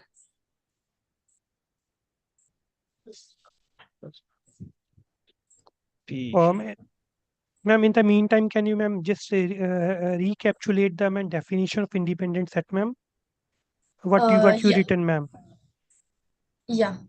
Actually, independent set is basically those collection of those vertices. I mean, independent set is actually, okay, just forget about this definition. Okay. Fine. So any subset of a vertex set V is said to be an independent set if all vertices, if any vertex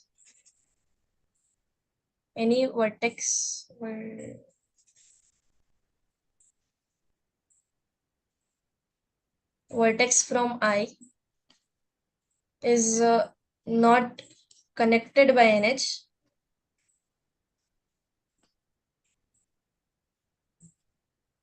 to other vertex of I.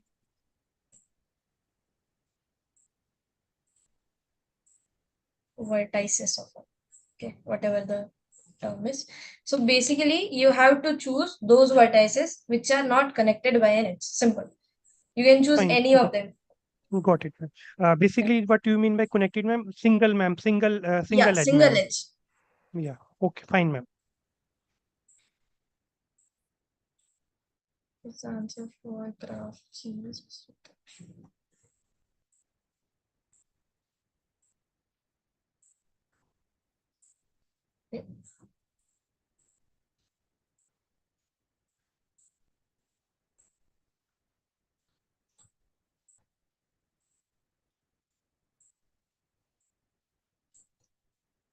This is a question of vertex cover, right? Yeah. Yes, So ma'am. consider following graph G, where V is a set of vertices, E is set of edges. Which of the following are true? The minimum vertex cover of G is 4. Acha, here is actually a little bit, I mean, terminology is, what does, I mean, they want to say that the minimal vertex cover of G is of size 4. That means it contains 4 vertices, not the number 4 vertex. I think you guys are also saying that thing, same thing, right? Okay, fine. Yes. So just try to find out, but this is some different graph. Yeah. So in this graph, it is easy to, not easy, because if we consider this outer vertex, let's say this is my vertex cover. I'm trying to build a vertex cover. Okay. So vertex cover in which, in vertex cover, what I have to choose? I have to choose those vertices which is of maximal degree, or which is of connected to, or which will connect, which will contain more edges. If you observe all the vertex, or this vertex A and G, these are connecting 3 edges, but these 4 vertices are connecting 4 edges, and the middle one is connecting basically the 6 edges, more edges. Okay. So what is happen if we consider this vertex, this set, that B, F, C, and E, then this will ensure, this will give you a vertex cover. So that means this option is already discarded, that the minimal vertex cover of G is of 4. So this option is discarded because I have a vertex cover which is of size 4. But now the question is, can we find a vertex cover which is of size 3? So let's try to pick 3 vertices, which will cover our graph. Okay, so most feasible choice for that is, so this is one vertex cover we got and it is of size 4. Okay, so let's say I'll take the vertex D. Okay, so if I'll take the vertex D, then these edges are already covered by our vertex D. Okay, so now we have to choose choose 2 vertices in such a way that it will cover all the outer edges. Okay, so what happens if I'll choose A, then it will cover these 3 edges. But again, I cannot choose a single vertex and cover all the edges, because if I'll take F, then only these 2 edges will cover and these 2 edges will remain. So that means A is not a good choice for me. So let's take some other vertex. Let's say I take B. So if I'll take B, these 4 edges have been gone. And if I'll take E, again these 4 edges have been gone, but again these 2 edges will remain. So that means B and E is also not a good choice. If I'll take C here in place of B, let's take C here. So if I'll take C, these 4 edges have been gone, but again I cannot consider any other vertex. Again, I cannot consider any other vertex such a way that all the edges have been covered. Or we does, because this edge haven't been covered, right? One edge will always remain. So that means there won't exist a vertex cover of size 3. Is that clear for you, or should I explain more? I mean, you cannot construct a vertex cover using 3 vertices. You just simply choose any 3 vertex and you will get some edge which haven't covered by those vertices. Because ultimately what happens if I'll choose 3 vertices, then what are the possible number of edges we can cover? For example, if I'll choose A, I can cover 3 edges. If I'll choose D, I can cover 1, 2, 3, 4, 5 edges. So 8 edges. But again, there will be some edges which are left out. So it's not possible. So I think the only possible minimal vertex cover is of size 4. No, ma'am. But for with these 4 vertices, we will left this edge D to A. No, if I consider these 4 vertices B, F, C, E, then this edge, this edge, this edge, this edge, this will cover. These 4 will cover. Oh. These 4 will cover, and these 4 will cover, right? But yeah, we are leaving these 2 edges. Yeah, correct. Yes. Yeah, right. Again, 2 edges have been gone. 2 edges are not considered. So what we can do, in place of considering all the 4 corner vertices, we'll consider this center vertex D. So if I consider this center vertex D, then what edge haven't been covered is Instead of D, this we one, can choose right? D. Yeah.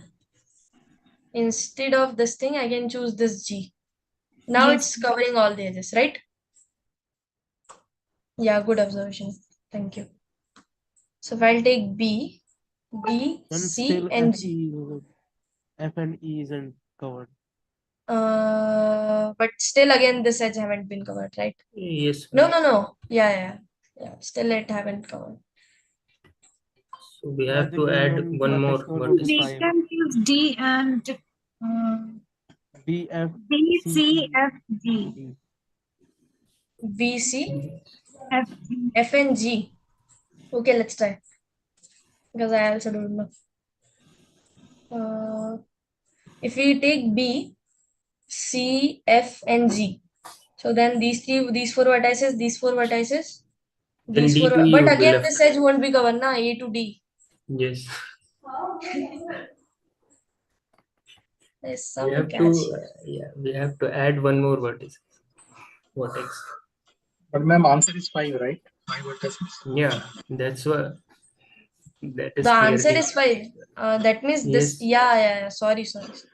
The answer is 5. But again, I mean, there should be a way to say that, okay, we cannot cover by 4 vertex. That means you have to take 4 vertices each time and try to find out that don't be covered. Okay, fine. Answer is 5, right?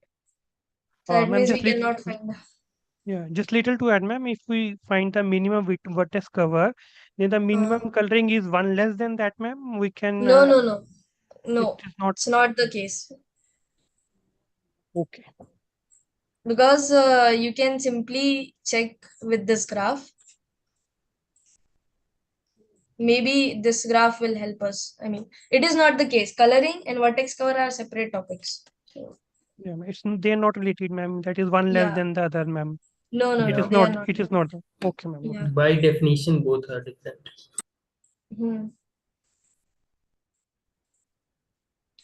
Okay. Any other question you guys have? You guys want to discuss calculus part, or we can leave it for TSM? Actually, ma'am, we are covering the graph, ma'am. There is one, ma'am, graph which has been discussed in the PDF, ma'am. There are two basically algorithm, ma'am. One is which I'm not able to understand is the Bellman-Ford algorithm, ma'am. Can you Oh, just give Bellman-Ford algorithm. Yeah, ma'am. There are two, ma'am, Tisha algorithm and Bellman-Ford algorithm, which are given in the PDF, ma'am. Okay, Drisha is, ma'am, little bit clear, ma'am, but Bellman is Ford is not little bit clear, Longest ma'am. path in DAG. Okay. The longest path in DAG problem. The longest path in DAG is actually computed by topological sorting only, right? I mean, someone messaged in a chat that we have to explain longest path in DAG. So, okay. See, Descartes' algorithm is easy. It just work by you start with a vertex, and whatever edge is whatever cost is associated to an edge, just assume it as a time, and you can simply calculate, okay, from which time, from which edge we can reach other vertex faster. The sir will explain via that fire burn vertices problem, right? So the Descartes algorithm is easy, so you can go and check it out. Otherwise, if you won't get, then we can discuss in the next session. But Bellman-Ford algorithm, I'll explain just once, okay? Just take.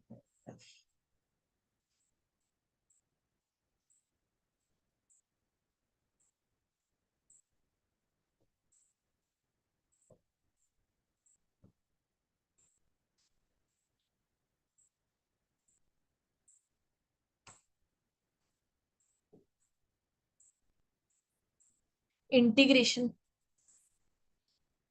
Guys, you have to integrate yourself. I won't discuss integration. Sorry for that.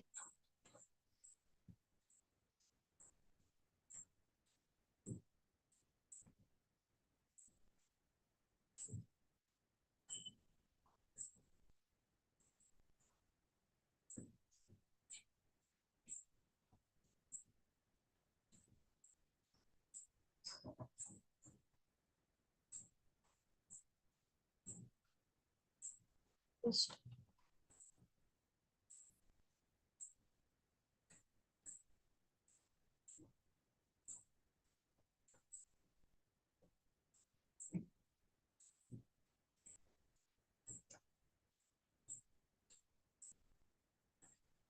1 second, I'll download that example.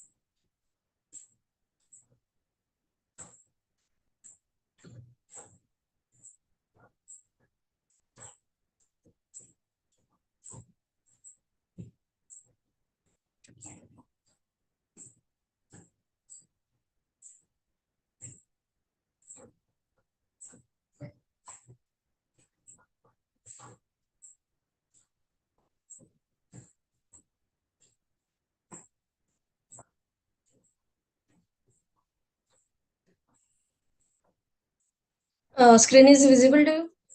Hello? Yes, ma'am. Yeah. So just we try to do 2 or 3 steps. I won't go much further because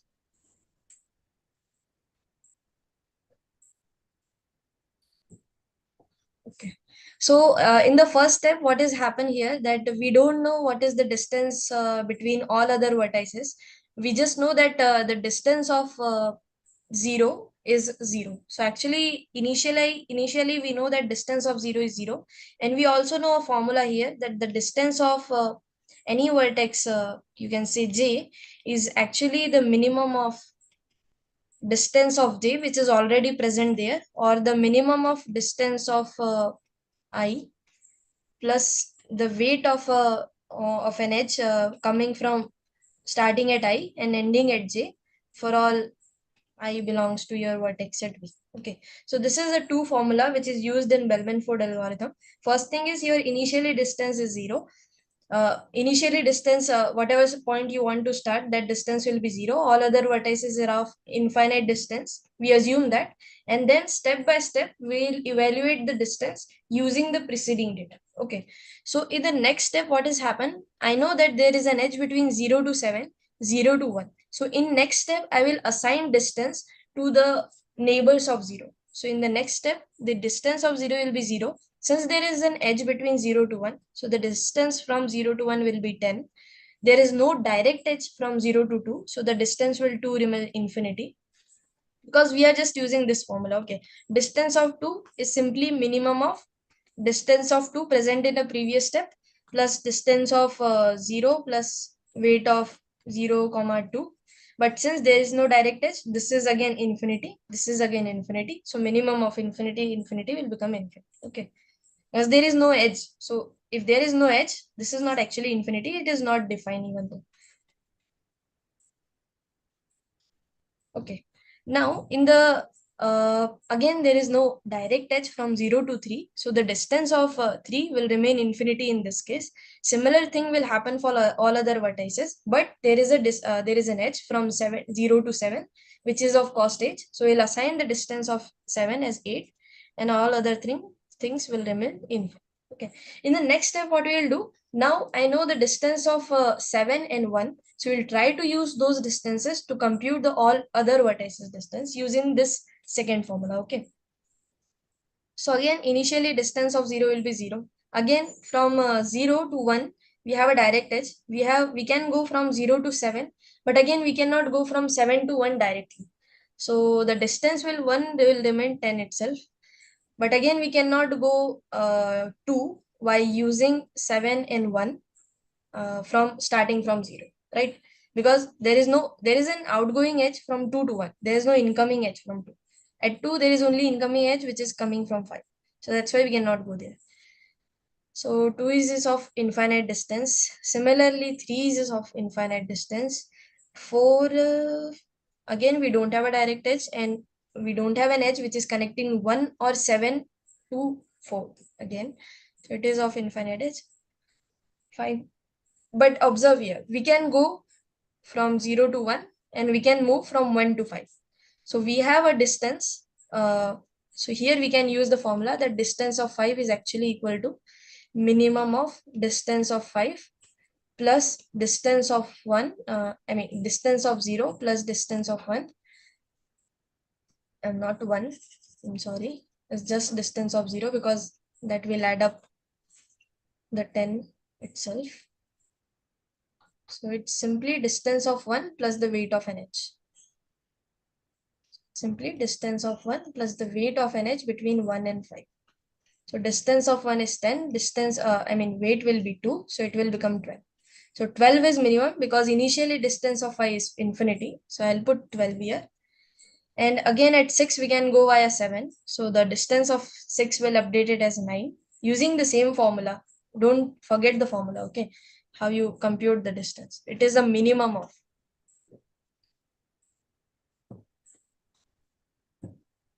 And distance of 7 is again remain at 8. Okay. 8. Excuse me, ma'am. Yeah. Ma'am, can you please let us know the week-wise weightage? Actually, it's tough to describe week-wise weightage. I mean, in a week we discuss, in some week we just discuss one concept, either continuity or differentiability. Then it is tough to describe. Although it shouldn't matter that whatever weightage you should learn the whole thing now. Then what is the point?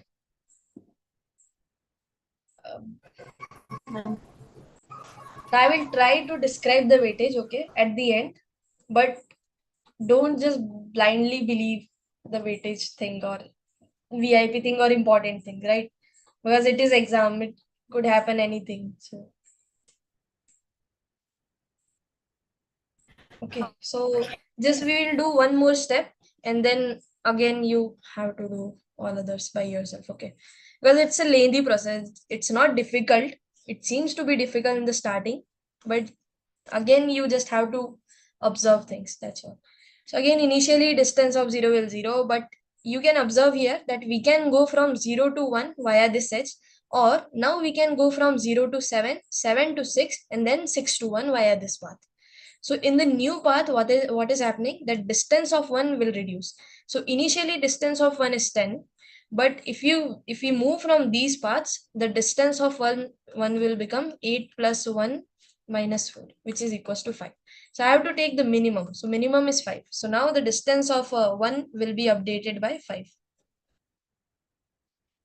Now at 2, we cannot reach at 2 directly or using our preceding vertices. So the distance of 2 will remain infinity itself.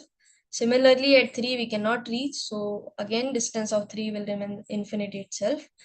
Now at 4 also again we cannot reach. So distance of 4 will remain infinity itself. But at 5, we can reach, and we can reach by minimal cost also. Because now we can follow this path, going from 0 to 7, 7 to 6, 6 to 5. So the distance of 5 from 0 to 5 will be 8 plus 1 minus 1, which is 8. So it will change from 12 to 8. 8. Okay. Now at 6, we cannot have any other path. So it remains same. And at 7, similarly, we cannot have any other path. So it will remain same. So this is a process of Bellman-Ford algorithm. Actually, it's a quite lengthy process. So Ma'am, got it, ma'am. Just ma'am, repeat the formula, ma'am. But we have DJ, ma'am, is equal to, ma'am. Just repeat the formula, ma'am. yeah, actually, what has happened at every stage, you have some DJ, right? You have to use this DJ for computing to the next step DJ. the formula says that d of j, that dj means distance of j, is actually the minimum of dj. Now this dj is actually given in a previous step.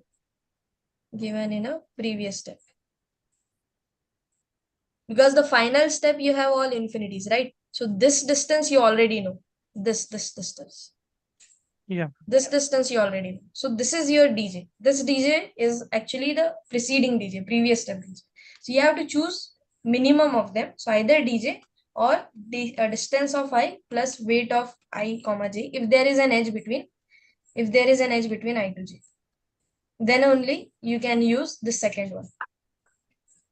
Then you have to compare whatever the minimum thing is, you have to take it for that step. And you have to iterate this method approximately n minus 1 times. And after n minus 1 times, it will stay constant. If it won't stay constant, that means in your DAG, there is a negative cycle.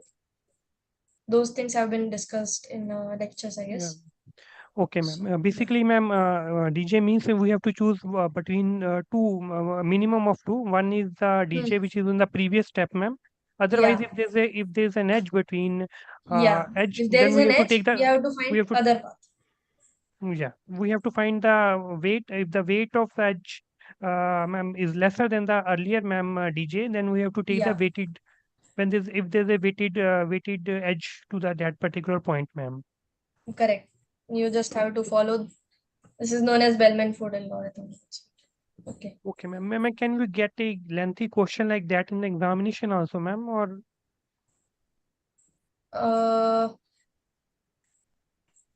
now what can I say? Maybe you can get, maybe you can't get. I mean, we won't give you such an example which cannot be doing in the time. Okay. So obviously, this example take half an hour, more than half an hour. So this type, we won't say that compute the whole column, the whole thing. We can say that go for 2 steps, go for 4 steps, or something like that. Okay. Got it. Thank you. Yeah, I will say them that take a revision session on calculus part. Okay. So now this type of integration. So here you have to use product rule. Product rule means you have to choose one function, first function, and then choose second function, and then work it out. Okay. So for example, yeah, it's an easy integer. I mean, it can be doable. Just what you will do, you choose this to be first function. Then what happens? After certain stage, your integration will reduce into some manner. So yeah, this is your hint that use the product rule or use the first function, second function thing. Choosing of a thing. We always choose polynomial first, so just use it. Okay. Or there is another way which is called as substitution. So what you'll do, you can substitute x to be cos x or sin x, cos theta or sin theta. So if you substitute, this will become x cos theta. Let me substitute cos theta. Then this will become 1 minus sin square theta. So it will become cos square theta. It will become cos square theta. Cos square theta will be there, and into sin theta d theta. Now this type of integration you can do. So it is 0 to 2 pi now, because the limit is varying from 0 to 1. So 0 to 2 pi or 0 to pi by 2, whatever it is. Okay, you can choose accordingly. Okay, so this is now your reduced form. From here you can get. Okay. So in calculus we remain with differentiability. I think I have discussed differentiability well last time. So let's just go through the definition of differentiability and Riemann sum. All other lectures will just contain, I guess, integration, and we have to solve some integration. So this for differentiability. Okay. Okay. So what has happened in differentiability? Differentiability is basically a particular kind of limit of some function. For example, if you have a function f is our function, if you have a point x naught, then we say that my function f is differentiable at x naught if the limit,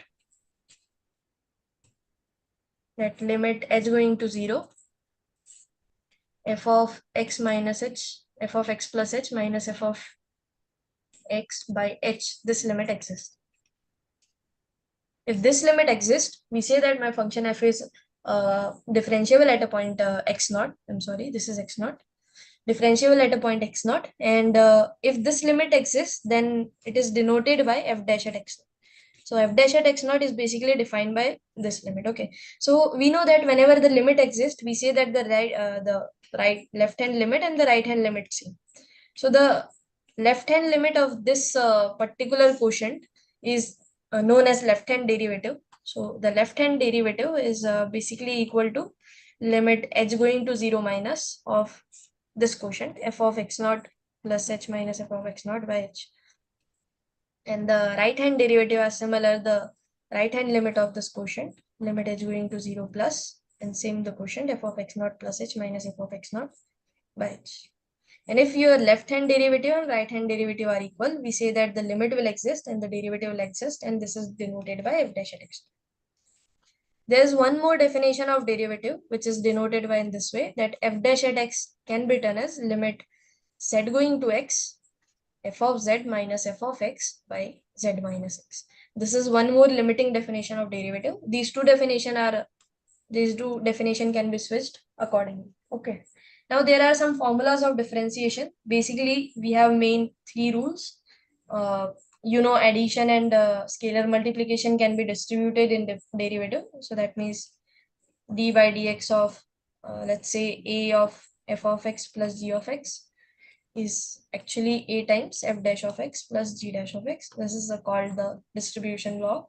And second one is called the product rule, quotient rule, and chain rule.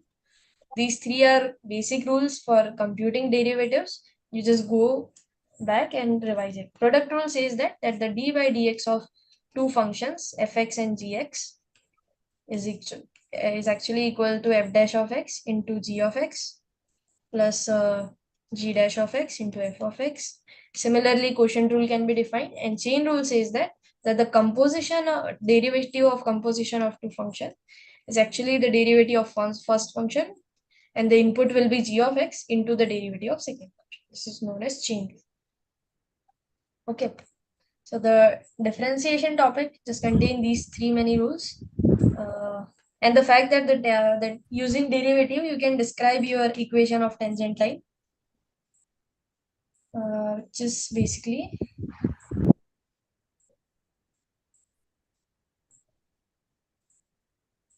okay. Ma'am, Yeah. ma'am, after this, can you explain integration? Integration वाला ये हाँ Integration by parts. yeah, you can use integration by part. Yeah.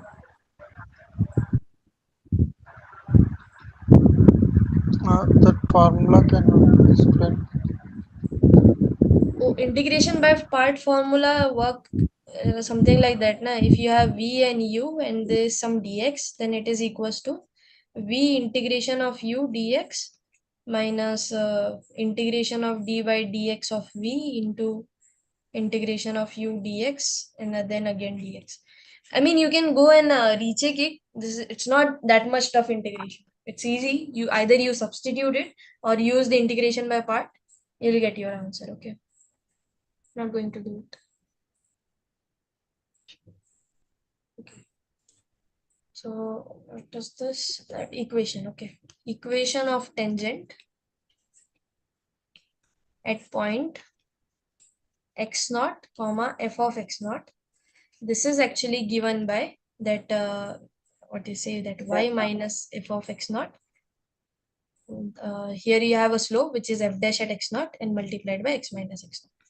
So this is the equation of tangent. This can be written as f dash of x naught, x minus x naught, plus f dash at x. Plus f at x naught. Okay. So the equation of tangent can be given using by use of derivative. Okay.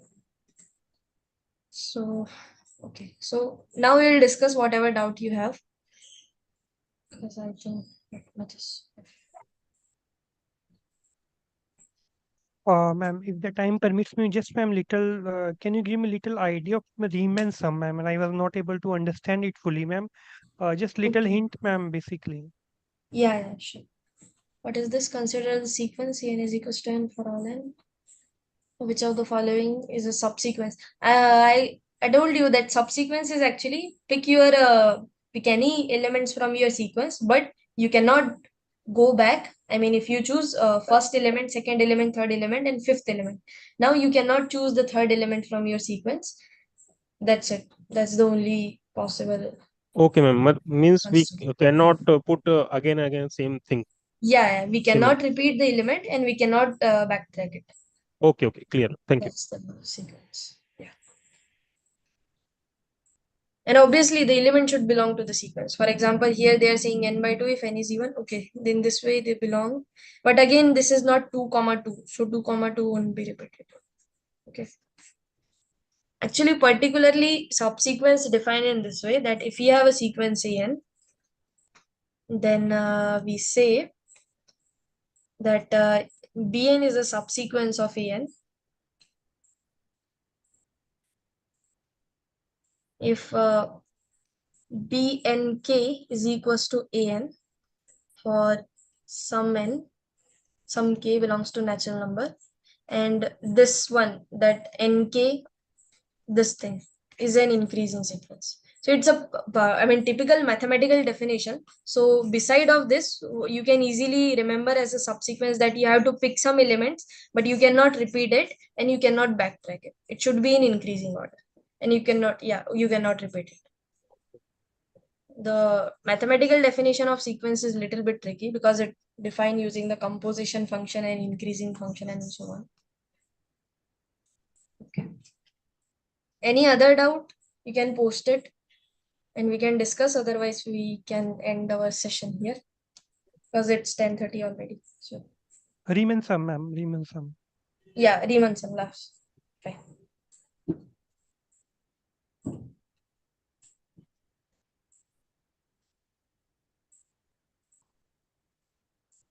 Riemann sum. Okay. So Riemann sum, before Riemann sum, you should know what do you mean by a partition. So if you have an interval, closed interval AB, so partition is basically a subset of closed interval AB, which contains some points. Let's say A0, A1, and so on, AN. Some finite number of points. In such a way that your A0 should be strictly less than A1, strictly less than and so on, strictly less than AN, and your A0 is equals to A and your AN is equals to B. Such type of subsets is known as partition. For every partition, we can assign a norm of partition, basically, which is known as the norm of P. So the norm of partition is actually the maximum length of the subintervals, that is the maximum of mod of, we don't have to take mod, AI minus 1. That means you will compute the length between every subinterval, because partition, what does it do? If this is your closed interval AB, a partition will subdivide your closed interval into smaller subintervals. This is your one interval from A0 to A1. This is your again small interval from A1 to A2, similarly, and so on. So the norm of P is basically the maximum distance between AI minus, yeah. Yeah, you can say. Is uniform distribution? No, need not to be uniform. This can be smaller and bigger. The partition won't restrict. For our convenience, we always I take mean, uniform, but it could be each smaller and bigger. interval, Yeah. like For our A1 convenience minus. only, we can take it. Yeah, sorry. Okay. But we'll take each subinterval as dx, right? In Yeah, terms for our of convenience, we just take function. dx. So in that, Yeah. this, This is that because that eventually means that uniform. yeah. So for our convenience, we always take uniform, but a partition need not to be always uniform. So that's why. So what does Riemann sum says that? Riemann sum is basically a particular sum related to a partition. Is a sum of some terms. That means you have to take an xi, or you have to take an xi where your xi belongs to your subinterval ai minus 1 comma ai, You can take any point from the subinterval, compute the value of function at that point, multiply it by the length of that subinterval. So the length of this ith subinterval is denoted by delta xi. So actually delta xi is basically ai minus ai minus 1. So multiply it by delta xi and run I from 0 to n. So this is your one Riemann sum. Okay, so Riemann sum is basically partition. You have a partition. You take delta xi to be the length of each subinterval, multiply it by function value and add it. This is same as equal to f of x1 delta x1, and delta x1 is basically ai minus a1 minus a1 minus 1, which is n, plus f of x2 multiplied by a2 minus a1 plus and so on, plus f of xn an minus en minus 1. This is known as Riemann sum related to a partition P. Yeah, any doubt? Fine, ma'am. Fine, ma'am. Yeah. Ma'am, what you tell the norm of P, that is, Yeah, ma'am, this is for integration. I mean, if you take limit here, if you take limit, your norm P going to 0, S of P, then this will go to for the integration f of dx, from the limit a to b. So it's ma'am, come again, ma'am. Not able to get this point, ma'am. Rest I have cleared, ma'am. What you say, just it's actually what happened. This SP is some real quantity, right? Real number, sum of and product of real. So you can talk about limit, right? I mean, ultimately it is a function of P, right? Yeah. Function of partition P. Because you can input a partition, you will get something, right? So such type of thing is known as function, right? So it's basically a function of a partition P. So that's why we take norm of P going to 0. Norm of P going to 0 means initially you divide your subinterval AB into two parts, two smaller parts. Then you will divide into 4 smaller parts. Then you divide into 8 smaller parts. So this process is actually denoted by norm P going to 0.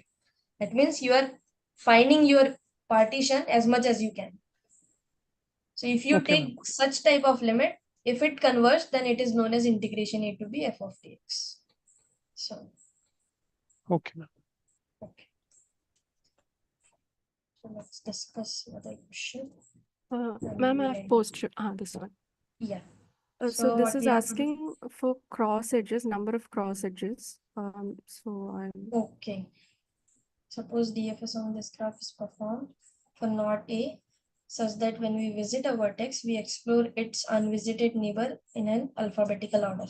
Okay. So what is asking? It's asking for the number of cross edges in the Okay, DFS tree. Okay, fine. Number of cross edges.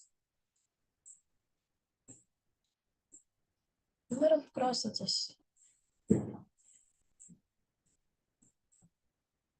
Let's try to build a DFS, then maybe we can get a number of cross edges. Okay. Because for number of cross edges, we have to go for DFS numbering and then we can get. But let's try. Yeah, they're asking for the number of cross edges in the DFS tree for this graph. Okay, in the DFS tree. Okay. Yeah. Let's first build a tree. Okay. So start with A. A has two neighbors, B and C. They say that go for alphabetical order. So let's go for B. Now again from B, I have three. So A has done. B will cover. Now again from B, I have three vertices to reach D, H, and E. So again go for alphabetical order. We will move to D. Okay. So now from D, I can go to E and J. But again from by alphabetical order, I have to move to E itself. Right. Now from E, this D is done, E is done. Now from E, I can go to H only. So let's go to H. Now from H, I can go to J. Let's go to J. So J is done. Now from J, I cannot move further, right? Because there is no outgoing H from J. Yeah. So we have to backtrack now. So let's backtrack to H. But again, from H, I cannot go to some new vertex because the only outgoing edge is going to J. So again, backtrack. So we'll come at E, but from again E, we cannot go for any other vertex besides H, because again there is only one outgoing edge. So let's backtrack to B. But from B, I have a choice. But the choice is E and H only. And those two vertices are already been covered in our tree. So again, backtrack to A. So from A, I have a choice to new vertex, which is C. So let's go to C. Okay. Now from C, I can go to D and F, but since D is already have been covered, so I'll go to F. So this is our DFS tree. Now by cross edges, what does they mean? Cross edges means the edges which will connect these two components of our tree. So let's find out what are those edges which is connecting these two components of tree. Okay. So there is no edge between B to C and B to F directly. So okay, B is gone. Now from D, there is an edge between, okay, again there is no direct edge from D to C or F, right? So D is gone. Again from C, there is no direct edge. So E is gone. But from H, again there is no direct edge. So it is also gone. J is also gone. Sorry, Okay. ma'am. But Why are we from looking for direct edge? I didn't understand that part. It shouldn't be there in the tree, no? I mean, no, cross edge they are saying now. Cross, yeah. not cross path. Whenever there is a term edge, we have to stick for the single edge. We cannot consider the sequence of edges. Okay. So yeah, but here the catch is that there is an edge from C to D, right? This edge. So this will be your one cross edge. Okay. And similarly, there is an edge from F to D. This will be your second cross edge because it's actually connecting two components of it. It is not in DFS. Don't put into DFS. Okay, these are things. Okay. Yeah. So this is one cross edge. This is second cross. Let's find out other. But I think these are the only two possible cross edges, right? The answer given is 3. Answer is given as 3. So that means there is one other cross edge. So from F, yeah, sorry. There is an edge from F to J, na? So this will be again a cross edge. F to J. So there will be 3 cross edges. So it It's a nice doesn't matter even if it is in different levels. We just need to connect the two branches, right? Yeah. In DFS level doesn't matter because it's our choice. Because they are saying go alphabetically. That's why we got this tree. If they won't say alphabetically, we may get some other tree, right? So it's actually basically we need to connect two branches, and to connect that we have to check if there is a direct edge in the graph between those two. That's how we find cross edge. Okay. Yeah, correct. Okay, ma'am. Thank you. Thank you so much. Yeah. Third dimensions. Okay, fine. So any other doubt in graph theory, in calculus part? Anything? If no, then we can end this session here. Okay, just wait. I'll share the PDF. Then we can end it.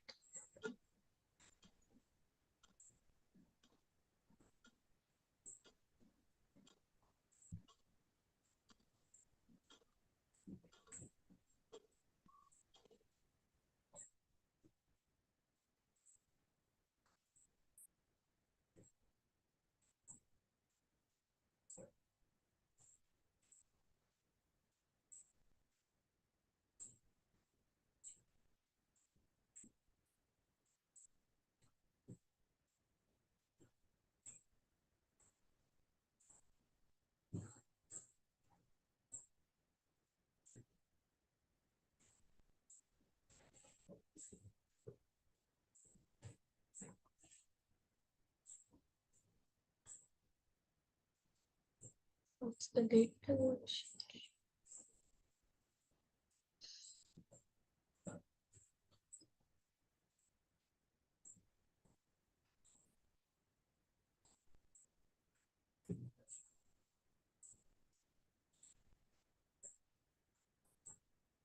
Okay, I'll share the PDF. If you guys don't have any doubt, you can leave the session. Okay. I'll also leave after 5 minutes.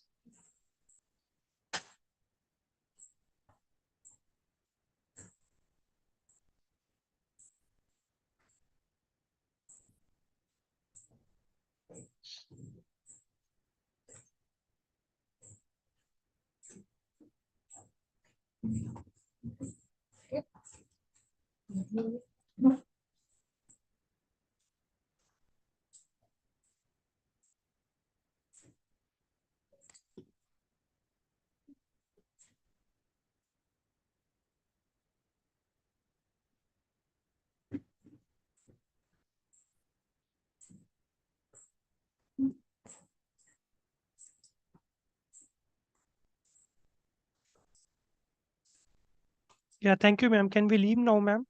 Yeah, you can leave. Thank you.